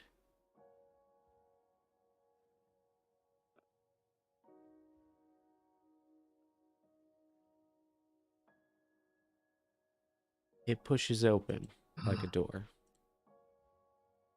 And inside, see, there's like just a smattering of bones. Looks like maybe there's 2 alcoves to the top and bottom. And Altath, as you, I'm gonna move you here just so I can see what you see. You don't see anything because there's no light source because Skilly has the light source. But Zilis, yeah, you do see there are some bones here in the back on the ground, but it just looks like a hallway leading into another room of some kind. We got something here. Okay. Let me guess. I should go in first. Yeah, actually, that would be smart. I just about bolted head first. Yeah, you can go first. Actually, everybody, there- everybody, roll me. Here, I'll request it in the chat. But I'm gonna require. I feel like insight is proper here. So just an insight check. I have something 18. prepped. Skilly 4. Zilis 13. What is your what's prepped here? I'm just telling them that if there's something in this room, I have something to deal with it. Oh, okay, cool. It's a secret surprise I've been saving. So, generally speaking, what I'm using insight for is not necessarily reading someone. It is just to get a general vibe of the situation. What is the sense that you guys get? Do you tell everything's good? Can you tell if there's something bad here? Like what's the vibe, and can you sense it? So let's just kind of reposition ourselves briefly, just to kind of dictate this a little bit better. Skilly, you kind of like peek around the corner. You can see there's some bones on the ground as they move up. Yeah, he's just thinking it's a crypt, there's bones. Nothing new, nothing special. Zilis, you see that you kind of move back to let the stronger folk, more punchy folk move forward. I would say just Skilly's peeking still at the same time. Altath at that 18. You get the sense of this doesn't seem right. If the room you were just in was protected, then it's probable that this room is protected as well. Yep. And you just got a sense of awareness. You don't know if it's coming or where it's coming from, but you just get like a readiness to you.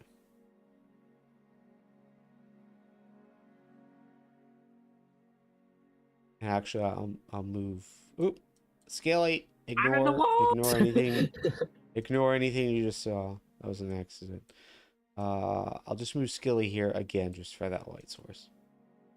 But Altath, yeah, you definitely get a sense of like this seems weird. This seems Can we weird enough that can we just you want to remove be the prepared. ender pearls from Zilis since he's getting himself stuck in the wall? Look, this chorus fruit is really tasty, okay, man?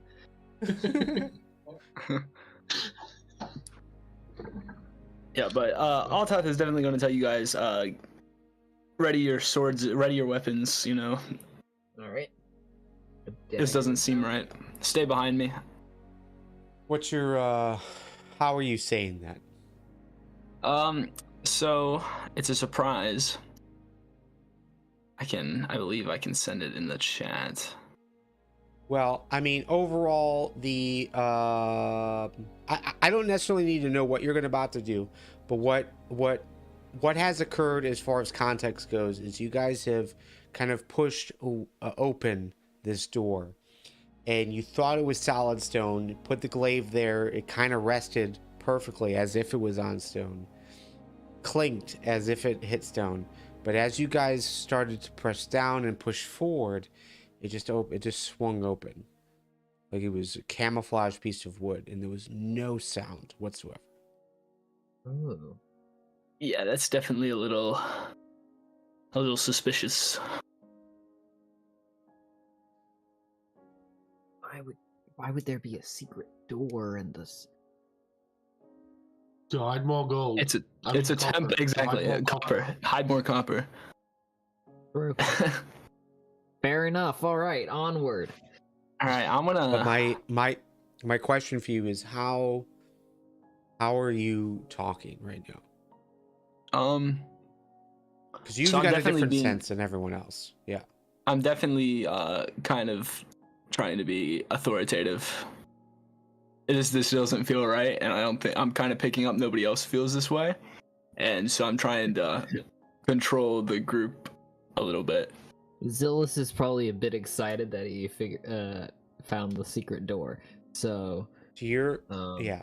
So Altath, you're taking charge here. You're taking like a leadership role. So you're being kind of like weighty in your voice. Yeah.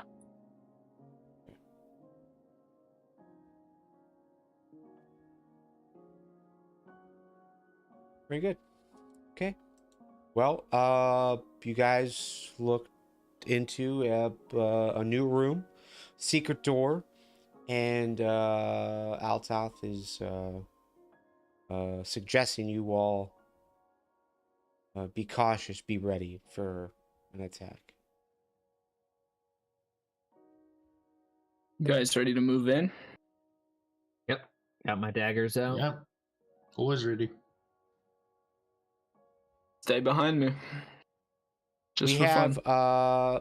so as movement goes, you can move with your arrow keys, or you can drag and drop. Yep. Okay. My suggestion for you is to move with arrow keys. Okay. One block. Hey, at a time. that's not ominous at all. Okay. It's a horror game. Congratulations, we have switched on. Let's pause here, and yes, this is a proper time. Careful footing. Last time we entered a room, Skilly fell through the floor, and then I followed him a few minutes later. Okay. Yeah, There's but you been a didn't lot get of up on your own. reason. Yeah, there's been a lot of reason for you guys to be tense. This room this structure is protected multiple different ways. Physically, with creatures, with glaives, but then also with traps. Altath, you could sense that something is here. Something must be here. You slowly walk in.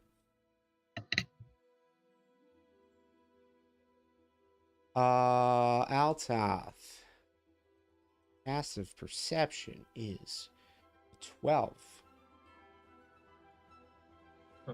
As you step here, out of the left corner of your eye, you see a little bit of movement coming from the alcove up to your left. As you pause and you kind of step back, you grab your weapon, you get ready, you see out of your periphery another small movement coming from the alcove to the south. No sound, but you sense something there. How do you want to proceed? I'm gonna warn everybody else, guys. There's definitely something here. And Need then a clear shot. I'm Good, let's arranged. get it. I would suggest I would say run through. If something's in those little alcoves, then that doorway is clear to go through. yeah, But at the same time, then I wouldn't like Um, for us to be separated. Man, it's just two guys. At least we don't know how long those alcoves are. Fair, but I'm being optimistic here. Don't be optimistic when you're dealing with undead creatures. Yeah, Alright, be a fine. realist. There's 50 of them on each side, okay? We need to stick That together. sounds better. Altath, dark vision and not having it is difficult. Yeah. So you get the sense you've got shadows all around you because as this light is coming from the torch behind you, you are casting those shadows. So as you look to the left and the right, it's just like small shapes just kind of moving in those shadows. You're not seeing anything physical, just shapes. Where And I you're kind of- standing, you can't see. You can't see any specific thing because you're behind. You're behind this alcove. Yeah. I think I'm gonna take my short sword and I'm gonna kind of stab into the square in front of me just to see if there anything in the alcove will attack my sword as I push it out there. Okay. The only other thing that I want you to be aware of, in case you want, is your other options. As an action, you can dash. Obviously, you can do twice your movement. As an action, you can interact with an object, attack, that sort of thing. But also, as an action, you can take the dodge action, which means that any attack against you is at a disadvantage. Just want to throw that out there as an option. But if you would like to use your sword to try to attack something, you can do that. I don't think it's not really attacking anything as much as it is just jabbing into the air to try to see if I can get a reaction out of anything in the alcoves. So how firm is that? Like, Um, are you just moving it like a 10-foot pole where you're just like slowly panning through the area to see if there's anything there? Or are you striking? Are you thrusting it forward in hopes to hit something if it is there? I don't think it's a full strike. It's more of like I push it out there initially and I just kind of wave it around in the air to see if it'll hit anything. It's not really intended to hurt anything much. Well, it's more to see if there's anything there or going after it.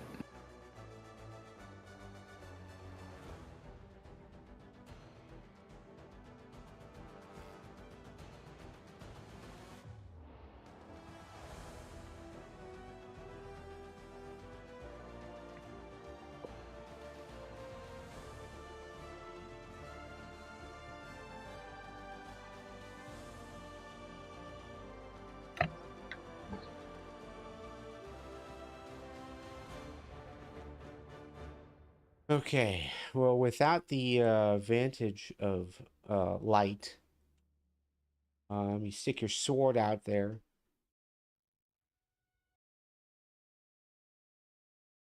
You don't sense anything. Passes through, no issue.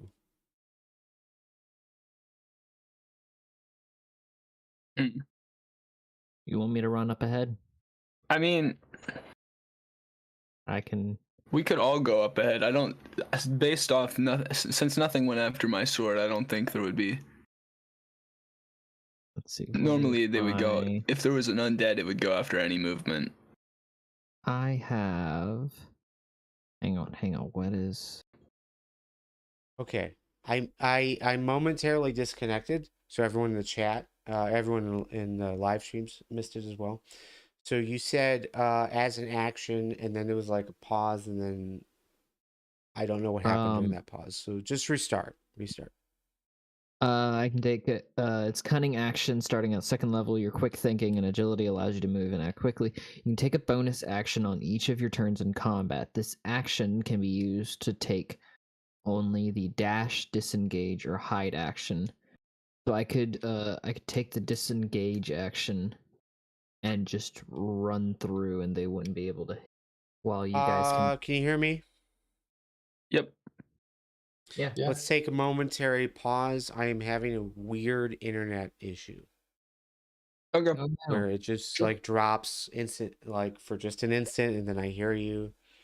But I want to make sure I'm getting everything. So let's just take like just a minute to pause. You guys can talk amongst yourselves. Feel free. Yeah. About what you want to do out of character, but just before we fully continue in action. Is it'll get me to the other side, and they won't be able to hit me while I'm running through. Yeah, but you don't know what's on the other side that's going to be waiting there for you. True, but if there No, are I mean, two I can guys just on, chuck the torch to that square, then we can have a better idea of what's going on. true.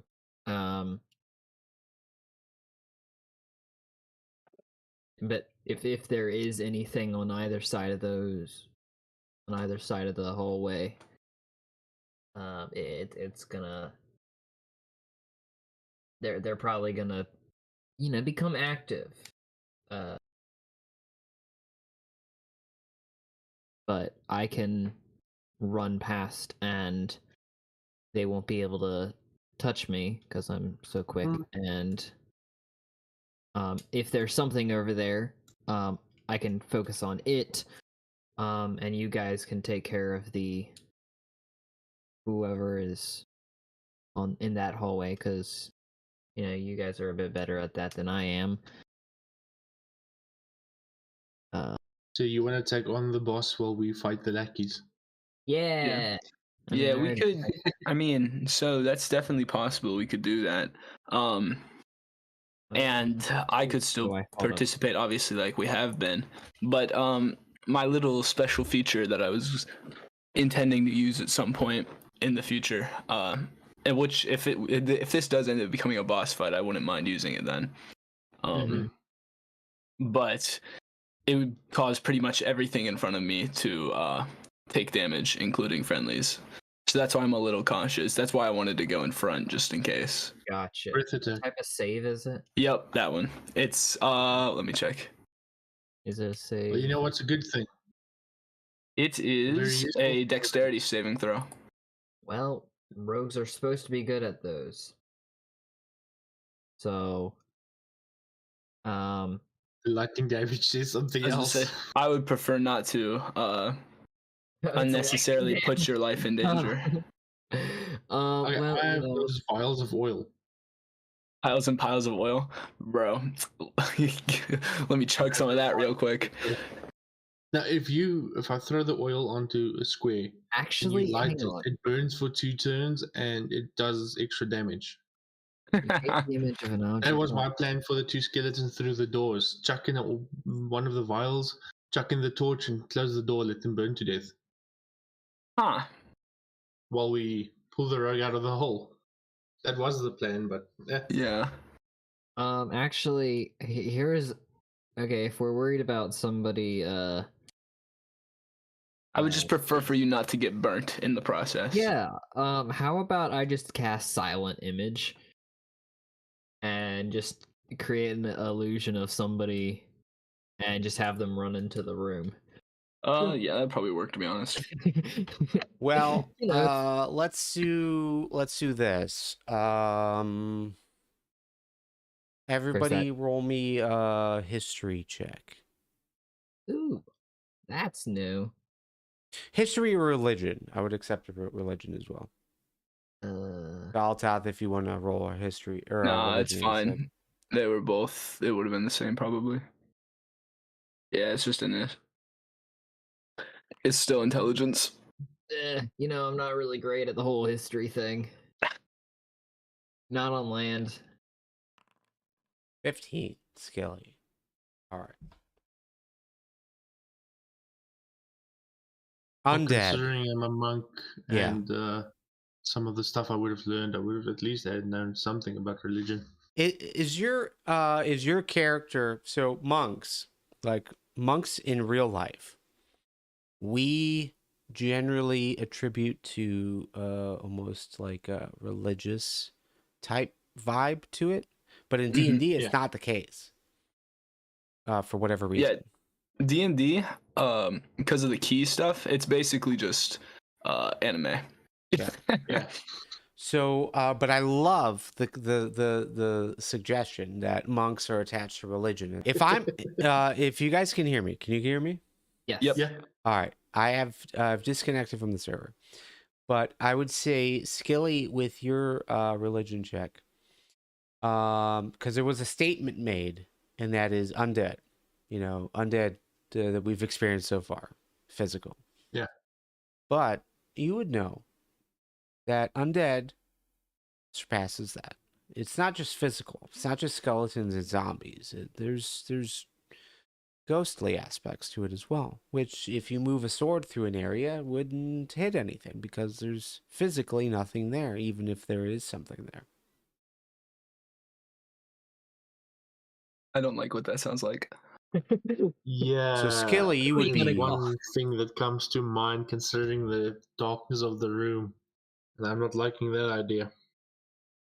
So illusions. Okay, send the rogue to his death while the monks escape. so what's the plan? Yeah, Skilly, that's your knowledge. You would be knowledgeable of that. How do you want to proceed? After seeing the nothing happening to the sword, I will mention that. Oh, great. So we're possibly dealing with ghosts now. Yeah. Could be. Anything's possible. You mentioned being able to send that. Was it like an illusion, like a ghost? Illusion, Through? yeah. Yeah, like an illusion through. Yeah, I can do That that. might not be a bad idea. Okay. You create an image of an object, a creature, or some other visible phenomenon that is no larger than a 15-foot cube. The image appears at a spot within range and lasts for the duration. The image is purely visual. You can use your action to cause the image to move to a spot within range. As the image changes location, you can alter its appearance so that its movement appears natural for the image. So that it can look like it's moving or walking. Physical interaction, though, reveals it to be an illusion. Things can pass through it. Physical reaction. Yes, physical interaction. Okay. Well, if you're gonna cast this, go ahead and throw it in the chat. Go ahead and move forward with it. So this is info. All right, silent image.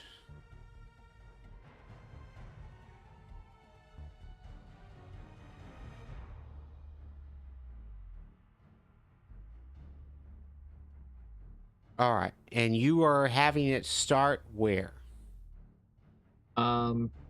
Probably like back here, and just gonna have it Walk. kind of Walk into run this room. through and Run through. yeah. Run through this room.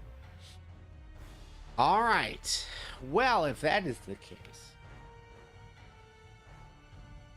and looking at it, yes, it is a physical reaction.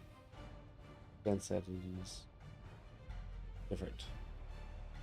Oh. Oh no. No bueno, no bueno. But yes, basically, two figures are going to pop out. So as this figment of your imagination moves through the room, two figures are gonna pop out, and they are very much ghost-like, floating. There is no physical feet. It's just the knees to head, snake-like people, but very ghostly in texture. And they are going to swing swords down at it as it moves away. But as they step forward to do that, realize that it just passes right through it, and then turn back to you and move back into position. We will go into initiative. Altath, you have rolled a 19. Skilly, you have rolled. Zilis, please roll. Oh, come on. Okay. Thought I Alright. did good. Well, now's your chance to run past them. We've got a Well- 22, a 19, and a 6. I will say that these guys will move at a 15. So kind of 15, like in between you guys. Zilis, Actually, please I'll do take not that run back. past me. I'll take that back. These guys will move at the end of the round. Okay. Okay. So we'll start at the top of the round. Zilis. Okay. You'd be aware. You'd be aware that these things moved forward and swung swords, but How not much- physical, but ghostly swords. How much did Altath reveal about his plan? So basically, I said along the lines of, if there's something in there and you go in front of me, you may or may not be turned into barbecue. Right. I implied that it was very dangerous to get in front of me. Yeah, you did. Okay. Well, I'm going to completely ignore that. And so I'm going to use my cunning action to disengage. And then I will run all the way through. Okay. And then I'm going to hide behind the corner. 5, 10, 15, 20, 25, 30. 30 to move to where you are. No problem. Okay. Nothing strikes at you. You see the ghostly figures kind of move back into the alcoves as you run past and through. In this room, very obvious, there is bones on the ground. That's ominous. And just as the ghosts didn't seem to come out when I ran through, did they? No, but you did do a thing that doesn't matter, right? But yeah, they were like they had swung at the vision, and then you pretty much bolted right around the same time. Once you saw that, Yeah. you just bolted into the room past them. As they were moving back, they didn't even attempt to swing at you yet. Yes, so what I'll do is, can I cast a mage hand and basically just shake some of the bones on that skeleton just to like cause some noise? Mage hand Proceeds is to wake up the skeleton. yeah, mage hand. Let me verify. So mage hand is an action. So you're using So I use cunning action. Cunning action, which is a bonus action. So mage hand is your action. You're gonna try to pick up some of those bones and shake them around. Yeah, just like clang them against the other bones. Like grab a rib and then. All right. Mage hand does have a physical limitation to it. What is that? It is 5 pounds, I think. Is a rib more than 5 pounds? 10 pounds. It's 10 pounds. But yes, as it grabs a hold of one of these bones and begins to lift it up, the entire creature moves. And well, I'm sorry, the entire skeleton moves, and you can see that it is, in fact, a creature. Oh, hi there, Mr. Bones. Good day. Fancy seeing you here. Yep, that's my turn. I can't do anything else.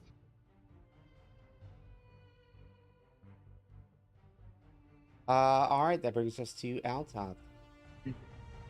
Yep. So I'm gonna notice that Zilis, despite ignoring my warnings, did go behind a corner, so he is somewhat safe.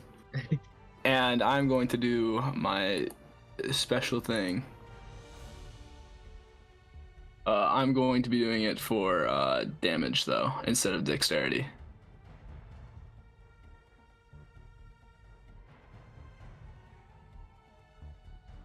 Very well.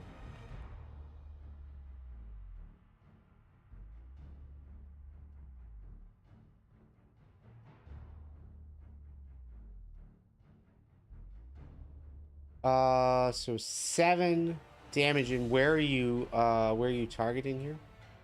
I'm targeting into one of the alcoves. I mismoved my thing. All right, so just tell me north, so up or down.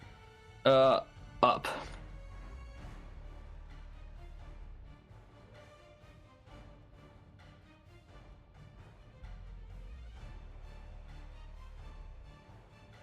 Okay, so a dexterity saving throw. I will go ahead and roll that. A dex save. Oh, that was a private roll. But the DC was 12. It is going to fail that save.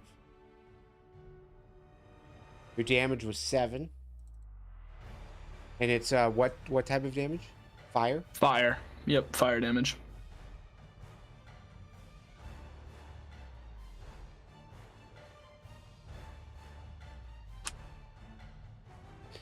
And it begins to burn.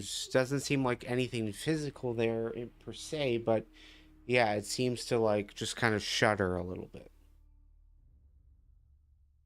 Anything else? Definitely affected it from what you can tell. Since it's a ghost, I'm not too familiar with ghosts. Oh, actually, I'm sorry. That just to clarify, your shape is different than what I had in my head. Was your shape? I can't move it. I can't either. So yeah, you can move it once you place it. Not that one. With just your scroll wheel. So you're specifically aiming it into that top alcove, right? Yep. Okay. Very good. Okay. Go ahead. Continue. I'm not too familiar with ghosts and spirits and such, so I'm not even sure if a physical attack would do anything. So I'm probably going to... I might back up a little bit after doing that. A bunch of fire just came out of my mouth, so I'm probably a little exhilarated at the moment, and I probably just took a step back. Okay.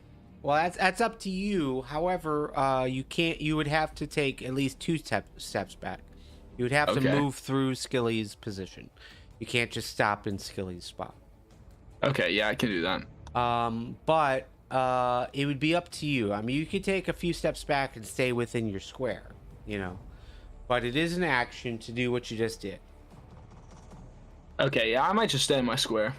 I think you as a monk, but as an adventurer as well, you're aware of like reaction times, like how quickly you can do things. Your thought from a mechanical standpoint is they've already reacted. They reacted to that first thing that came through. So you can move wherever you'd like. You feel like you're okay to move. Okay, I think I'll take 2 steps forward then. Okay. Go up here. Trying to check on Zilis. Yeah, as you take 2 steps forward, right around the same time is when Mage Hand appears and starts picking up bones, and then you see the skeleton that was on the ground. These bones that were on the ground just kind of like lift up and start to move. You'd be aware that there is another undead here. Altath. Not good. But I would say that's your turn. Go ahead, Skilly. Okay. Well, I'm definitely going to be moving forward. And these ghostly shapes you can definitely see on either side of you as you step forward. They are serpent-like in nature. I No don't tail, have a no magical legs. weapon, so I'm not going to be able to really damage them.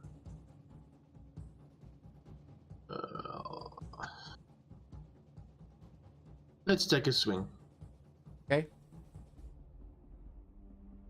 Which one got hit by the fire? The bottom one. Stop. Top. Is there any flames still left? No. Yeah. Like as you step forward, I would say they would start to dissipate. Like normally, like fire would catch and continue to burn for a few seconds, and this seemed to kind of glow up the area, but not remain.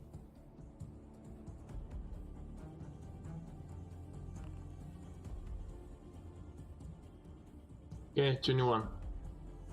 On the top one. 21 on the top one will connect. So you you swing with your quarterstaff, and again you feel nothing physical there. But go ahead and roll your damage. 6.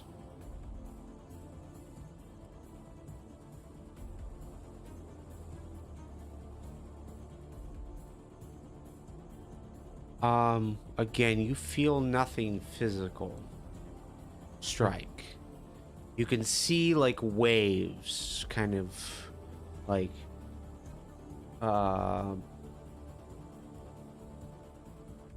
cigarette smoke, right? You throw you run something through it. They kind of spiral about, right? The same kind of visual thing here. It feels like you've done something, but it's hard to really tell what you did. You didn't feel a physical hit, but it affected it in some capacity.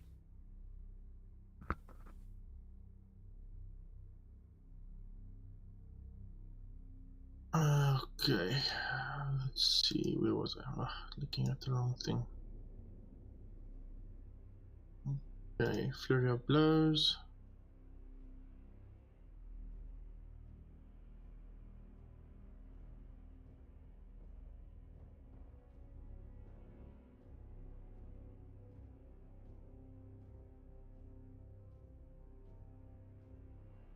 Okay.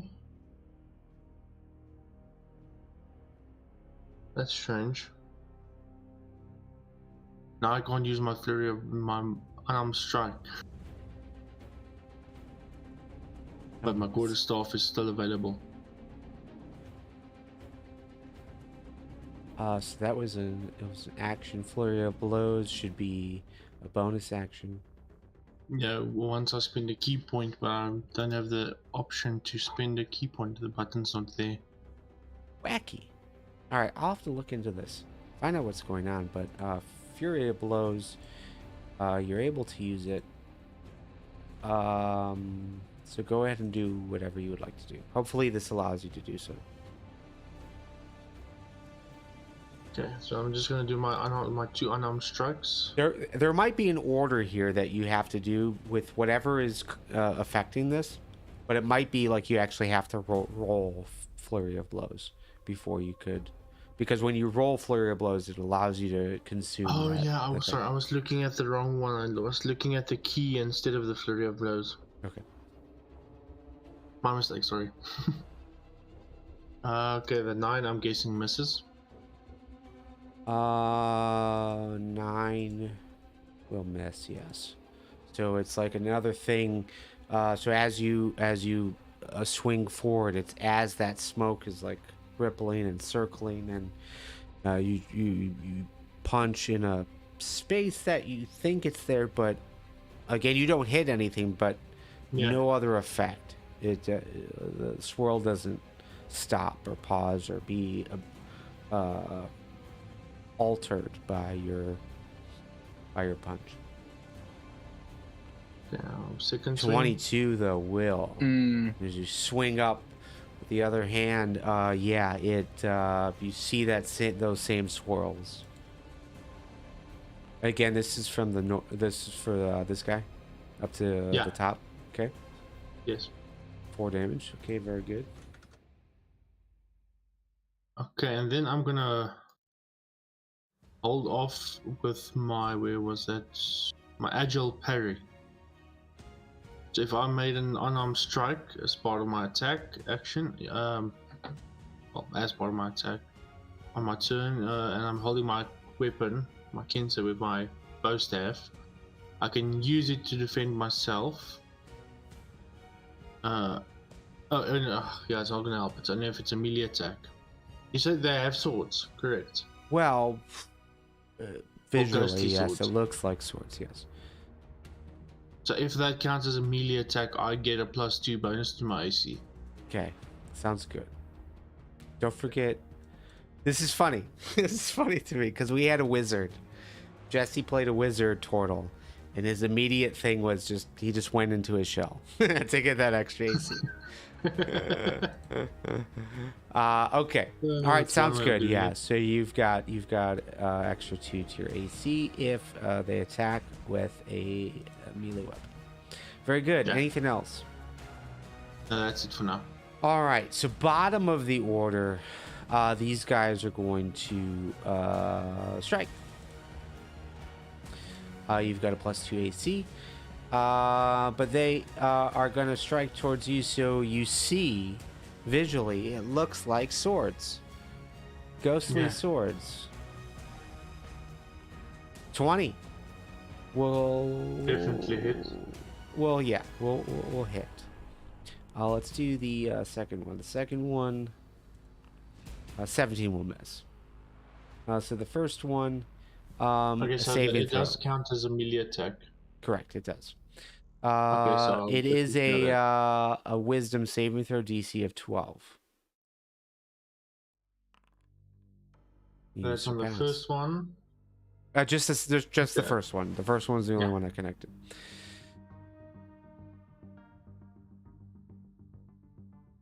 Yeah. All right. So you do get damage. Damage is 7 necrotic. Oh, No. Not cool. But they are striking at you, and you feel it. You can see your skin where the top one struck. Kind of like nicked your arm. Like you just feel like a pain in your arm. And Yeah. you look down, and it just your skin is starting to turn black. But then, top of the round, this pile of bones that has started to move. It is serpent-like, and it lifts up, and it speaks. What? Stop, please. You saved me. There's no need to fight. You've unsealed the doors. I owe you a favor. We'll go into free actions at this point. Zilis, he's speaking directly at you. His head just kind of moves around as this skeletal figure just kind of forms, kind of floating. Some of it's still on the ground, again, like a snake tail on the ground, but just all bones. And the head just kind of turns to you. It is much larger than you, but it turns to you. I owe you a favor for saving me, please. There's no need to fight. Initial reaction, Zilis. Initial reaction is surprised that it's talking, because I was about to pull out my dagger at it. Probably tense up, or I would have been very tense, but loosened up slightly. And also some glances at Altath. Then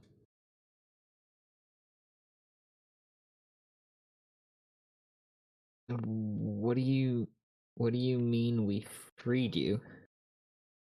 Were you imprisoned Okay. here? Before we break out of combat, Altath, you look forward. You're hearing this voice. You look, and this snake skeleton speaks up that it has been freed. It owes you a favor. Please stop fighting. What is your initial reaction? Um, What I'm I'm gonna trying to terrified. determine here, just to be clear, are we still in initiative or are we in free action territory? So, like, are we not in initiative? So, how are you reacting to this? I'm kind of scared. I've never heard undead things talk before. Um, but if it doesn't want to fight, I'm gonna kind of untense. But my sword is it's still gonna be in my hand. I'm being cautious, but at the same time, I'm not actively trying to fight. Okay, do you say anything out loud? No, I'm just watching because you said it's addressing Zilis, right?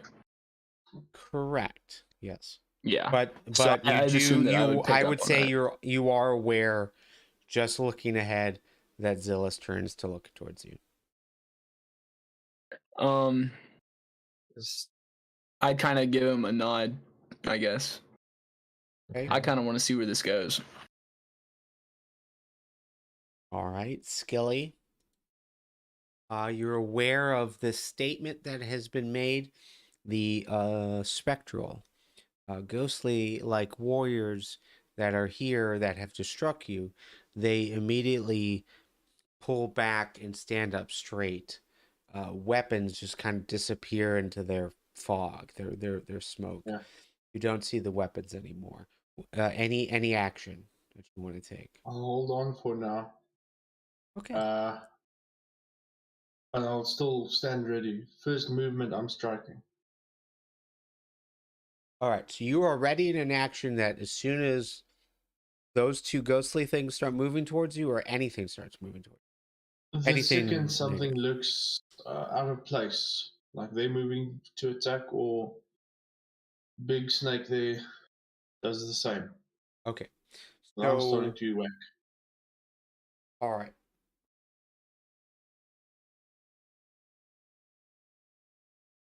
All right. So then we will go out of turn order, out of action.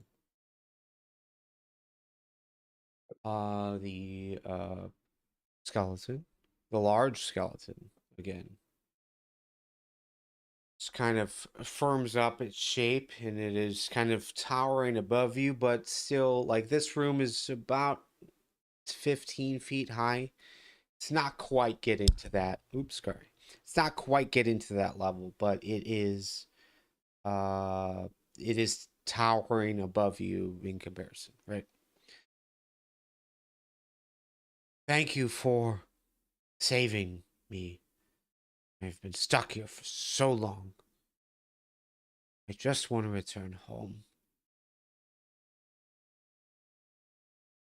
Where? And at this point, it's looking not necessarily at anyone in particular. It's kind of going back and forth between Zilis and Altath, looking past Altath to the Skilly. So, Where is your home? yeah, that's a good question. I don't know where we are. Would you suggest something? But not here in this room. Well, we're in the middle of a desert. Desert. It moved me somewhere else. That's Who's they? Why were you trapped here? He's gonna look at you. Um, Hmm. no facial expressions, obviously. It's bones, right? You don't get any like physical sense of anything. Just gonna look at you.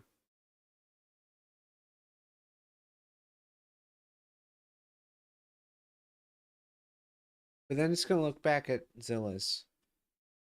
Sorry, why are you here? not to free me.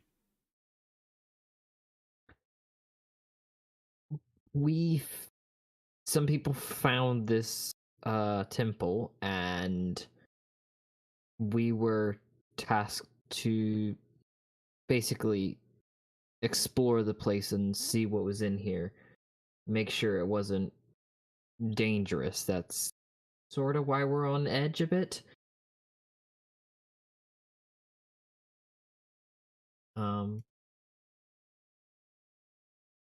Nothing. We were not aware that there was. Well, you here. Um.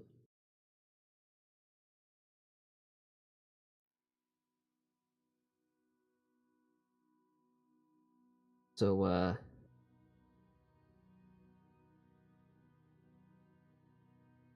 But how? Do you know how long you've been in here?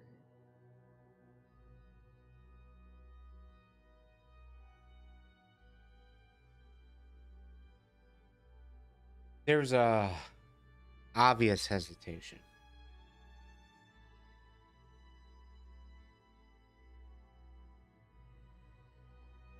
But it seems to go back and forth, Altath. You feel like you make eye contact.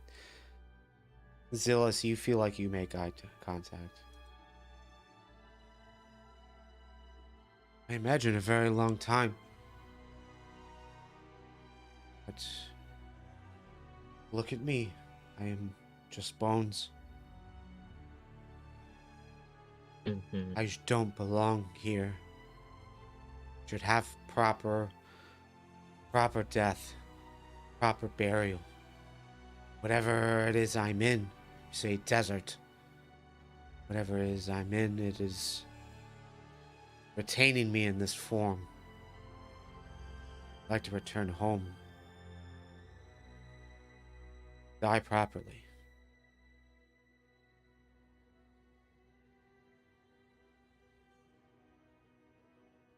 Yeah. Altath, anything you want to say? Do you know where your home is? What it looks like? Do you remember? Trees everywhere. Okay. Far as the eye could see. Mountains in the distance. Hills all around. Lush greenery. This place was beautiful. Didn't we see a map of like what the old continent or something looked like? That is accurate. And it was Oh, not that one. That I one. was gonna say, yeah. Yeah. You guys are roughly here. That doesn't narrow it down at all, does it? It means that he's been in there a long time. I think you guys would also have the context of the murals, those who had investigated it, looked at it, sketched it, that sort of thing. That, yeah, these scenes suggested burning cities, parties, fighting, serpent-like creatures. Okay. I think the easiest way to say is the world outside this structure is probably not what you last remembered it to be. I think is the best way to put it. The world has changed much in time. If you want to be dramatic. Yeah, again, Altath, based on stories that you heard as a child. And really, again, like if there was conversation, hard to tell if there was. I would say, Zilis, like you, like now seeing this thing up close, like yeah, you're remembering things along these lines as well, along with those murals. If Long this one. creature was something that was attacked by your kin long, long ago, then yes, accurately. Well, what you're saying is completely accurate. That it's the world is much different now. Continent is much different now.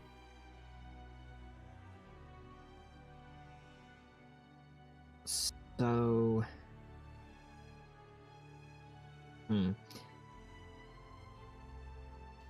I'm myself. I'm not exactly opposed to letting you go. I mean, as long as, like, you're not gonna. You just want to return to your home and die peacefully? That's what you said? Look at me. I can't do much else. Cooped up Fair. in this room is not a place someone like me spent eternity. As he says that, Skilly, you just be aware that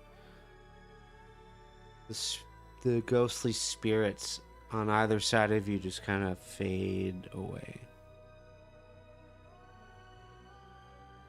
Okay. Please, I can't offer you much. I don't know what it is I have for you, but I owe you a favor. Just allow me to leave here and go back to where I belong, where I should have spent eternity. Okay. I mean, that seems reasonable, yeah. I mean, Yeah, I mean, I don't have any. I might want to do some historical questioning, but apart from that, I have no opposition to letting him go. Skilly?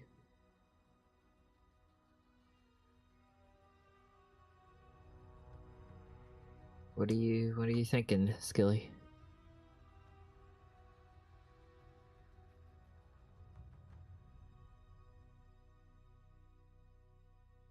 Okay.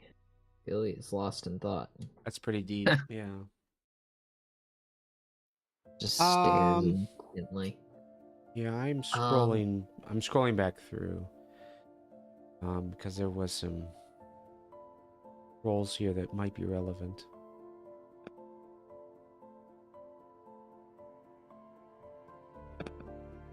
Great, my future is determined by my past. Wonderful. As always. As it should be. Karma. Alright, no, I'm not, okay, I am. I did find it. Alright. Altath, are you in the same thought that there is a religious aspect to monks? What you're doing, who you are? Absolutely, yeah. Please roll me a religion then. Yep.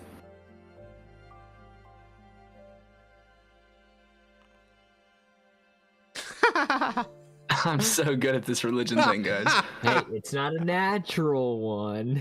Oh my word. I'm so good at this, guys. So yes, a dirty one.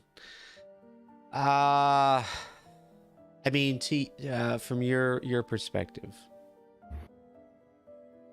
from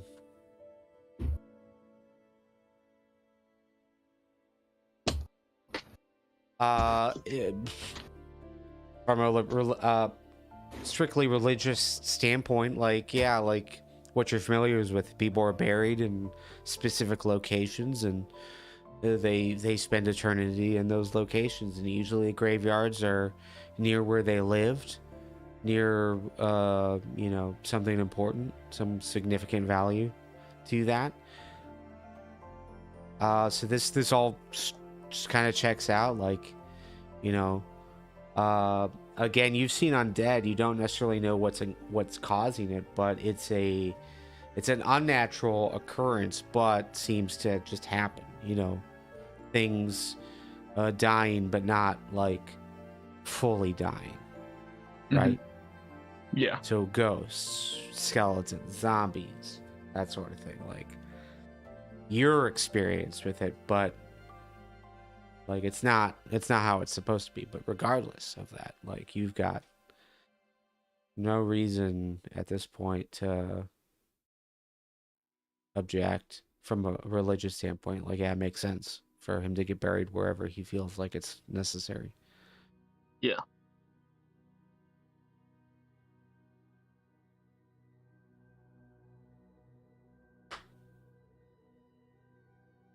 From Yeah, a job perspective, it would also make sense. Like, yeah, if you let this thing out, like, there's no reason why those things would be protecting the area. And yeah, the archaeologists could come in here and do what they need to do. Yeah.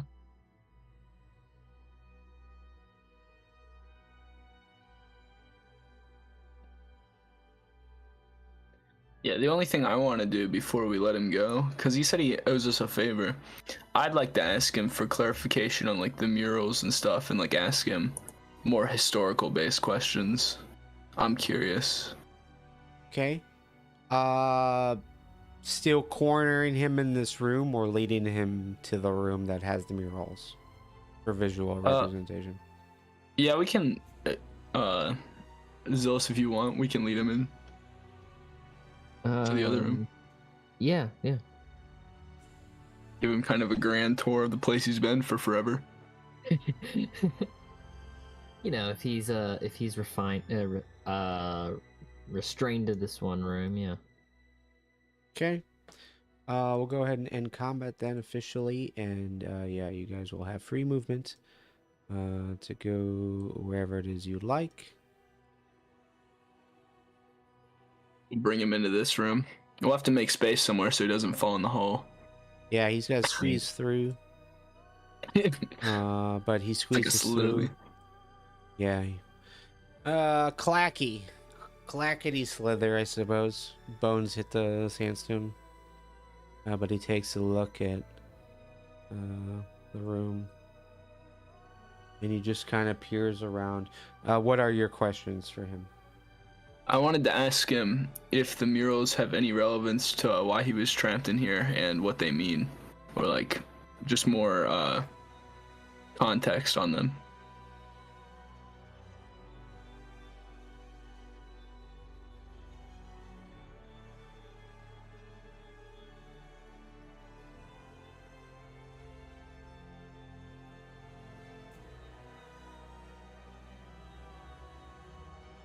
As is with most things in history, the victors tell the story.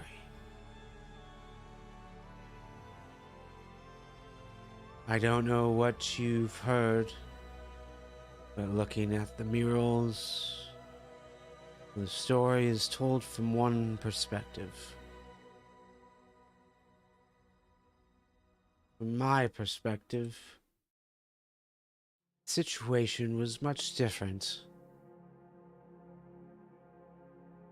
These were our lands. They were taken from us. You both seem like you have goodness in your heart. And he's gonna look at both you, Altath, and Zilis. You felt him, like, directing most of these things to you, but this one in particular is directed specifically to you.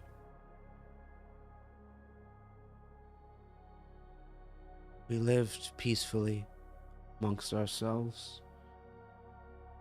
We were overtaken.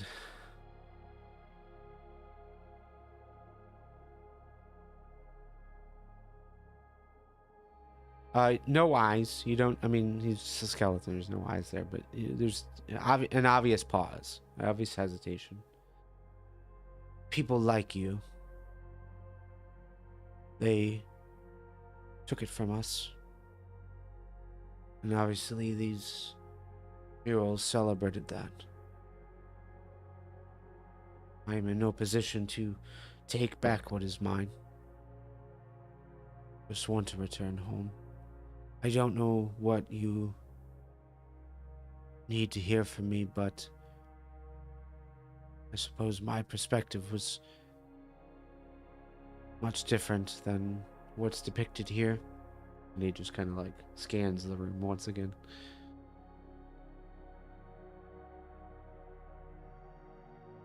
I was just curious. Of course, it had been many, many years since these events, obviously. I, truthfully, before coming here, I didn't even believe they were true. They had faded into legend that we had once come down, Dragonborns, to do stuff down here.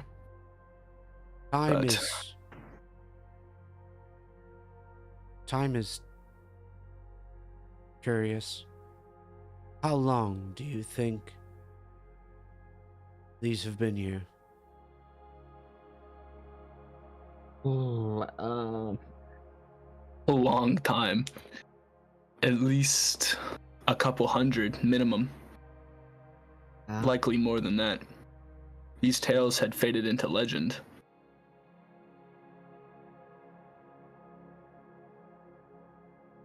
So, my people are gone. We don't know that for sure. But unfortunately, at the same time, you are probably the first of your kind to be encountered in quite a while.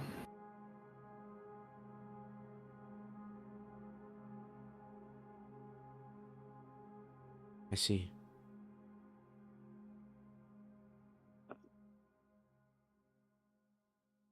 Well, if you, regardless of your intentions, you have opened up the doors.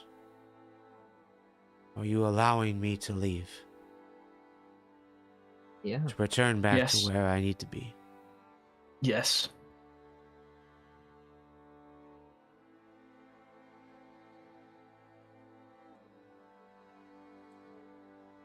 Skilly, you cool with that? Where's the tracking device when you need one?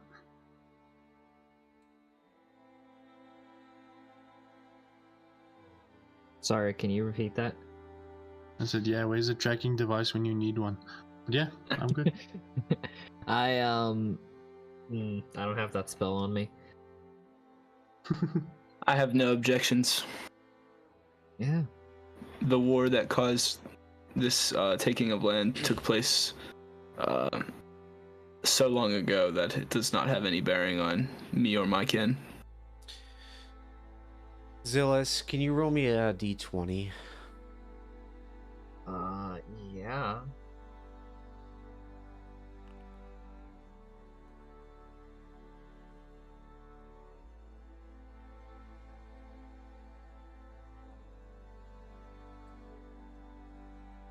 With that, creature just kind of nods.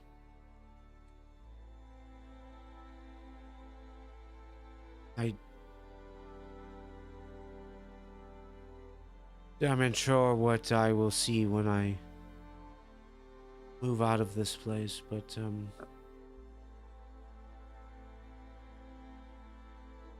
I might need a few moments when I leave. Of course. Would you like to lead the way? Yeah. Altath? Yeah. Would you like to lead the way? Of course. Hey, quick question. Sorry, I zoned out. There was mention of a favor. What was the favor? I think it's more he'll Favor. Yeah. Nothing specific was said. It just said, I owe you a favor for letting me out. But nothing has been requested. Nothing has been suggested. Well, we'll give him a call when we need him. If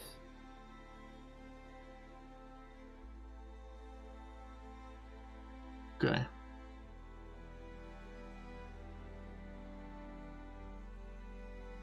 Or Skilly, if you wanted to get immediately behind me so I can see what's in front of me. Yeah, that's sorry. actually smart. Actually,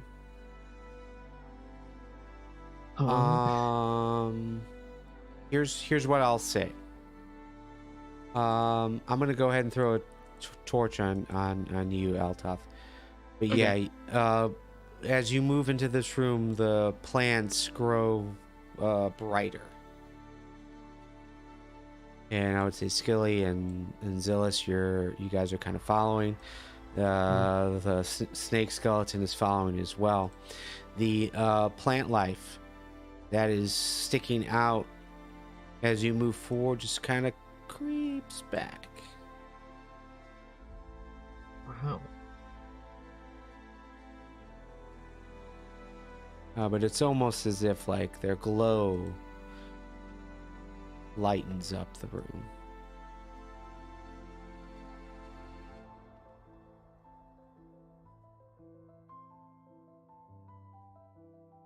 Feel free to continue moving. Can I ask the serpent what its name is so we may honor it after it is passed? Remember it? That is a good question.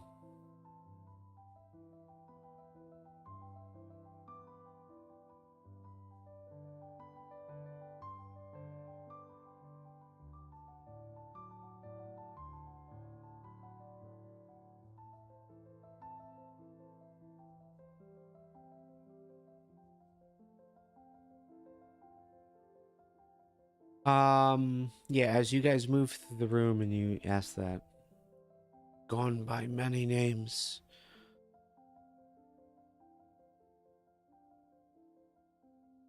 But the name that means the most to me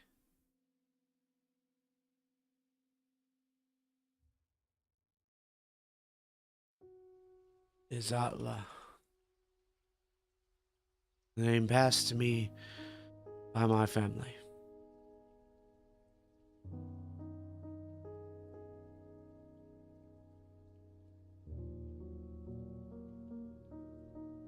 And just to just kind of speed this up, I'm going to move you guys out. Okay, another quick question. Sorry. Yeah. Again. Okay, so we're on our way out. He's gonna go back home, or what's gonna happen now? Okay, so it was discussed. Well, I was zoned out a yes, bit. correct. Just to clarify some things. Yeah, this creature had basically suggested you guys stop fighting.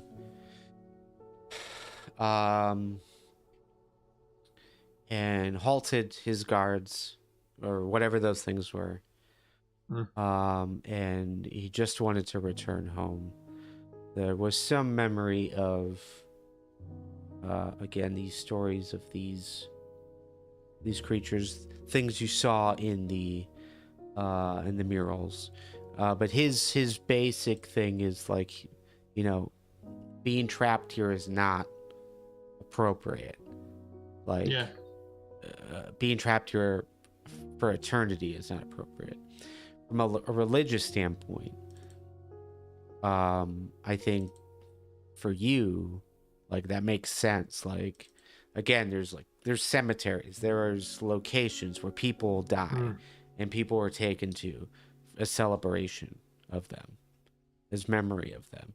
And for him to be trapped in this like place for however long he's been here, which it seems like centuries, like hundreds of years, like, that's not cool. That's not cool to him. So he requested you guys just let him return back home so he can go where he needs to be. Okay, as we're walking out, I'll let the others go ahead, but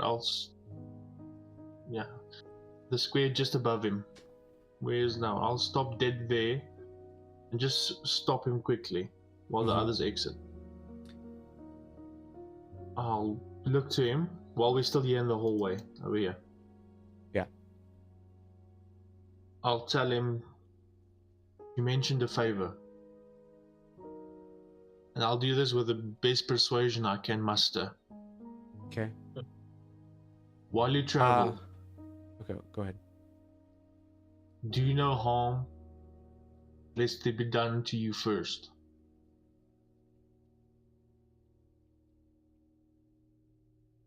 And I'll add in, because we will find out about it. And don't make me regret our choices.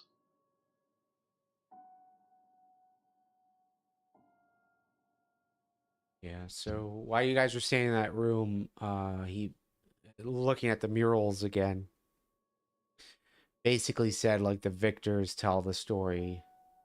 His Yeah. perception was much different. But yeah, you stop him as everyone exits out, and you request this. As in, is your intention to suggest that that is the favor that you're requiring, or that's just part of the deal to get your favor? Well, I'm not sure what if it's a favor for each or a favor for the group. Was that clarified? No, not in specifics. Okay, I'll put it more as a trying to persuade him more than a favor. If I'm saying that correctly. Well, I just want you maybe cut off, or maybe I cut off, but I just want to clarify. It's your are you suggesting, like, we're gonna let you out, we still want the favor, but you got to make sure you don't harm anyone? Or is it, if you're gonna give us a favor, just don't harm everyone, that's the favor?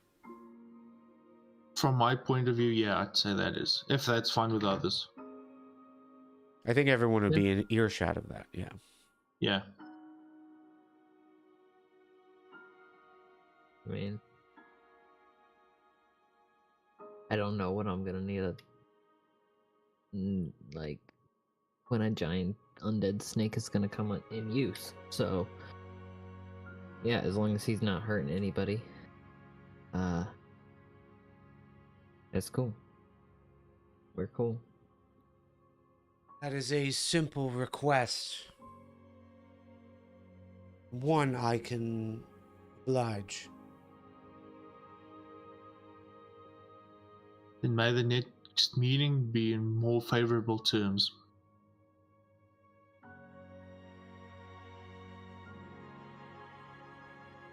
And at that, you're gonna turn around and let him out.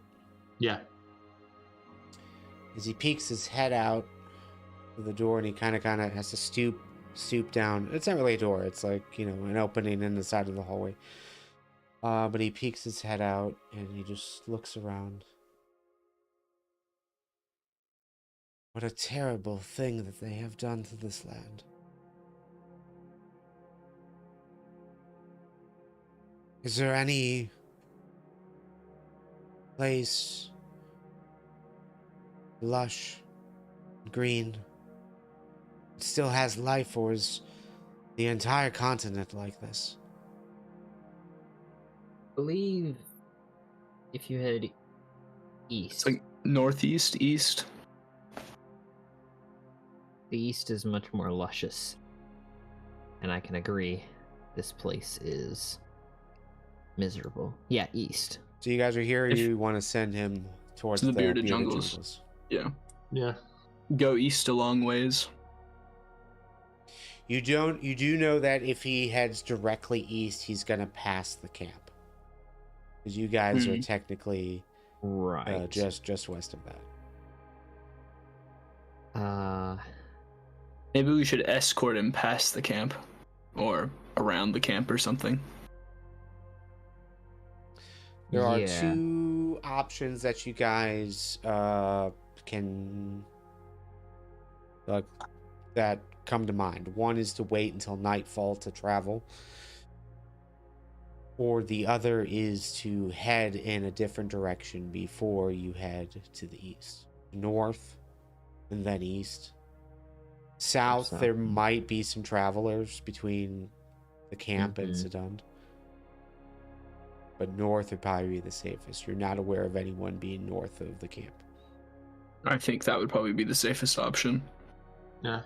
We don't want to unnecessarily startle anyone. So we'll go with him like a good ways north and then Send him east. You asked my name. What is you want? I am Altath. Zilis of Saviloth.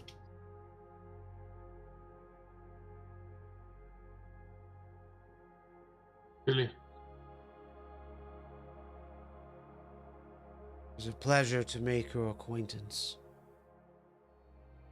And again, he looks like he kind of positions his head, Zilis and Altath, towards you. You are better than your ancestors. Know that.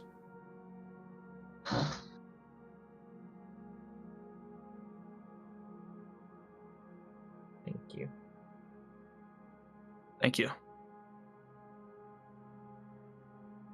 May we meet in the next life.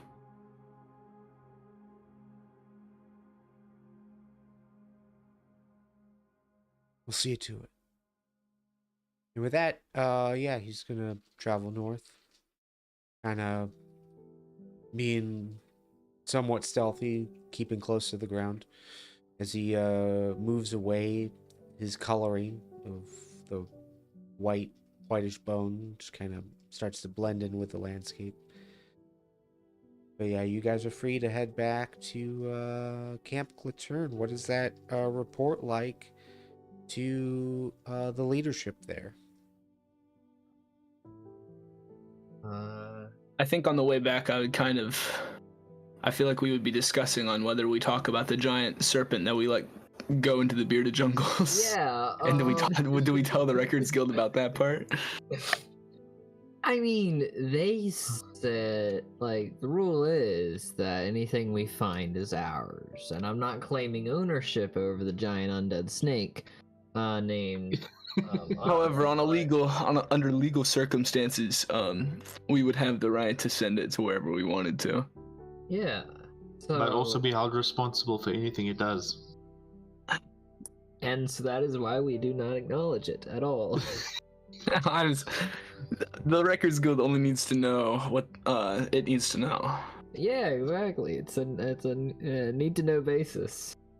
Considering that I'm an accomplished forger that you do not know of, I will suggest saying that if mentioned, we opened the door, it came out, it made its way outside, we killed it outside, somewhere in the sands. We can't be sure. I mean, as long as you guys don't bring it up, there's no reason it would come up. Yeah.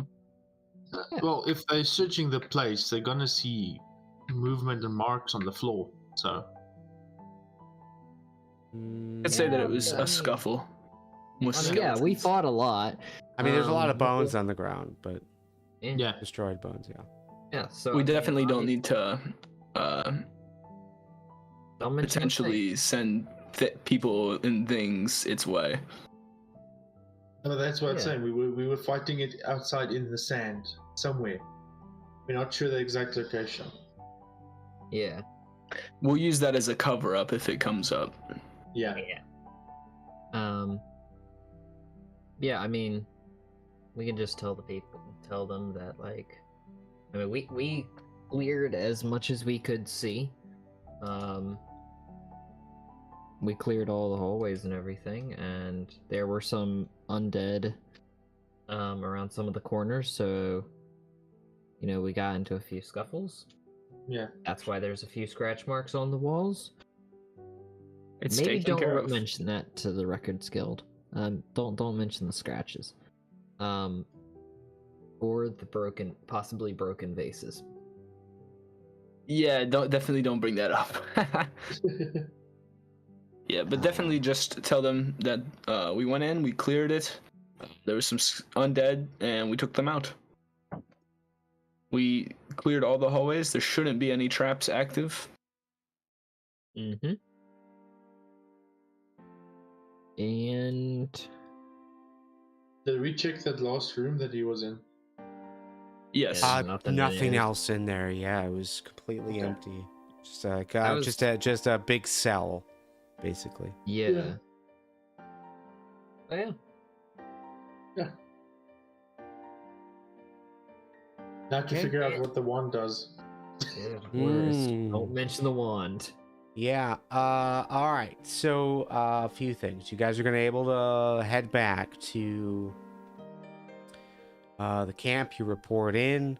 They thank you for the information as far as what was inside, and clearing it out. They're gonna send a team over there to start investigating and see what they can find and research.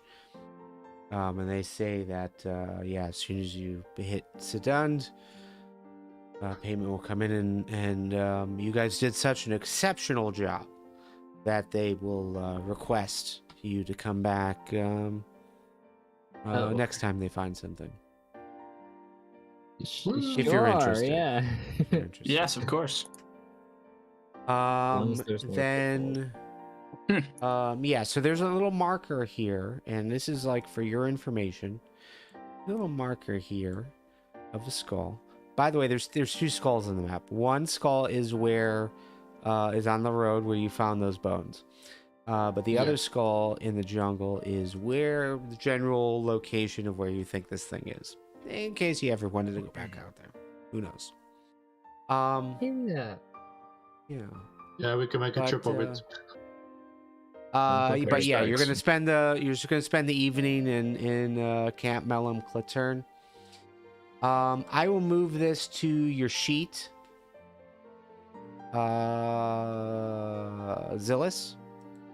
This will be in your sheet. I just gotta set it up. Okay. The wand. But yes, you would learn the wand. It is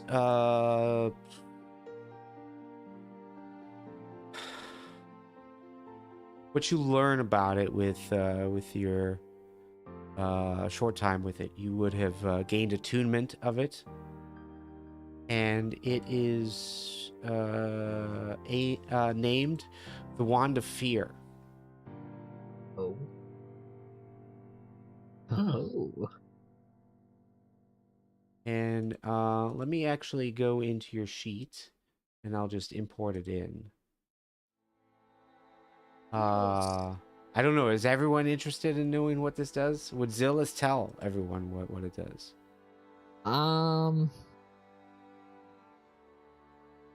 Yeah, I'd say he shares it with Skilly and Altath. They're like, as the sun's setting, like, hey, I figured out what this thing is. I got an idea. Okay, it is in your inventory.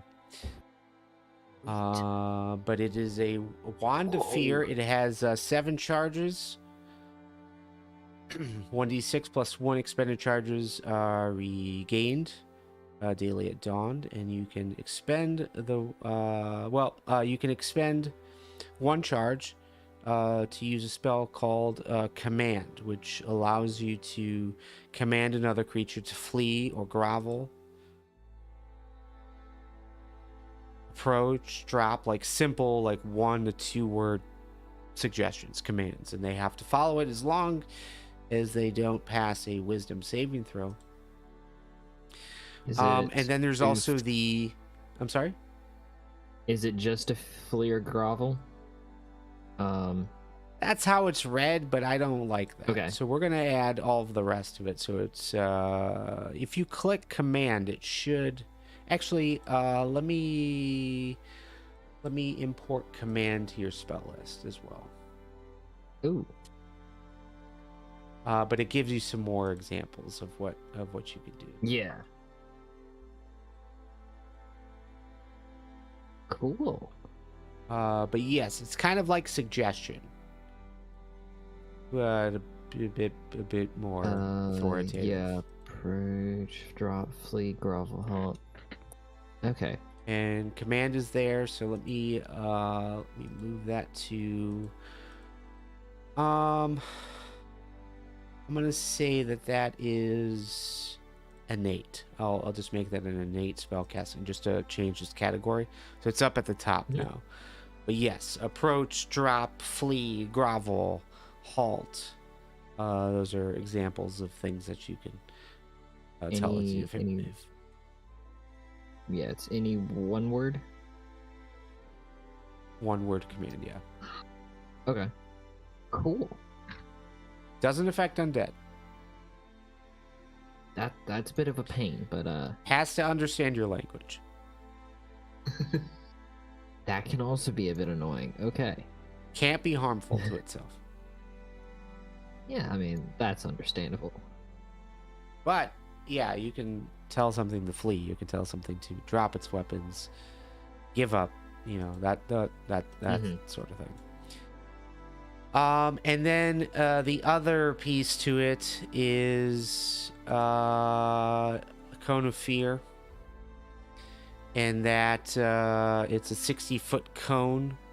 Each creature in the cone must succeed a DC 15 of wisdom save or become frightened of you for 1 minute. So it has to like move as far away from you as possible during its turn. Can't willingly move closer to you. Okay. Can't take reactions. Yeah, it's potentially pretty powerful. That one does not have any Is it issues with undead or anything like that. okay? All right. Neat. And I'll alter this wording differently, but I'll say it only affects creatures of your choice, not all creatures. Okay. So you could choose your party if you really want to, but it's not automatic. Skilly, but check okay. this out. Yeah. So yes, you have this wand. You know what it does if you tell the others. Yeah. I'll share it with them. The second he mentions it, I'll look at him and say, "So help me, you try that, I will end you." That is absolutely fair. You'll wish you were back in that pit. Dang. Okay. And that's Skilly doesn't take no man. prisoners. Too soon, man. Too soon. Just a friendly reminder, that's all. Friendly. Sure. I sense big quotation marks on that friendly. But yeah, I mean, if we run into any I don't know, anyone who I don't know, actually. I don't know how useful this will be. Cone of Fear could be cool, since that can work on a creature or something. Command could only work on someone like a person, Yeah. an alive person. But you know, if we were like chasing somebody, I don't know why we would be chasing them, but They stole our hypothetic- copper coins. yeah, if they steal your 300 copper coins, you know, I can tell them to drop it, and yeah, very cool stuff. And next morning you're able to, because I'd imagine you would kind of stay here for the day, rest Yeah. up, you know, talk amongst yourself, explore the area a bit more. But yeah, you could return back to Sedund in the morning, and there takes, you know, Mellem Klitterne to Sedund takes about a day. a day's journey, about 6 to 8 hours to get to. But once you're there, you check in, you report what you found. You can hide whatever you'd like to hide. Regardless, you would get your 250 gold payment.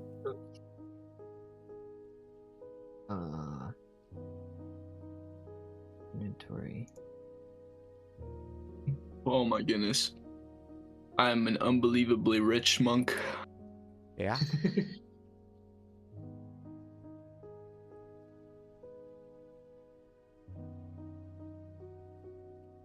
And that's where we'll end. GG, everybody. Survived. You got loot. Learned some lore.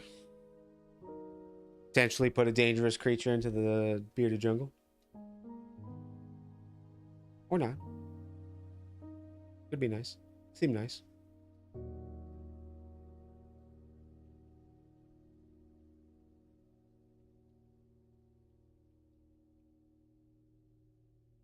All right. With that said, everybody in live chat, thank you so much for tuning in. Travis, oof, glad you were able to tune in.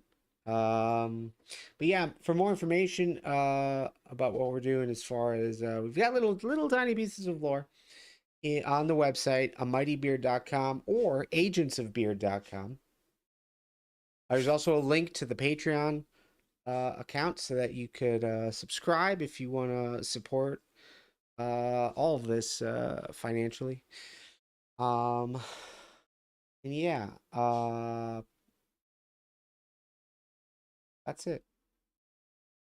For links to everyone involved, Medikit and Omelet, Plasma Hero, all content creators on YouTube. They've got channels. They play Minecraft amongst other things.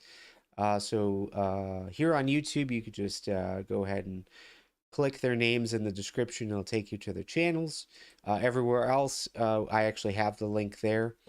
And if you're listening later on the podcast, yeah, there is a podcast version of this. Links will be there as well. So, and it's on the website too. But that's it. Thank you. Thanks for tuning in. Hope you enjoyed. Later.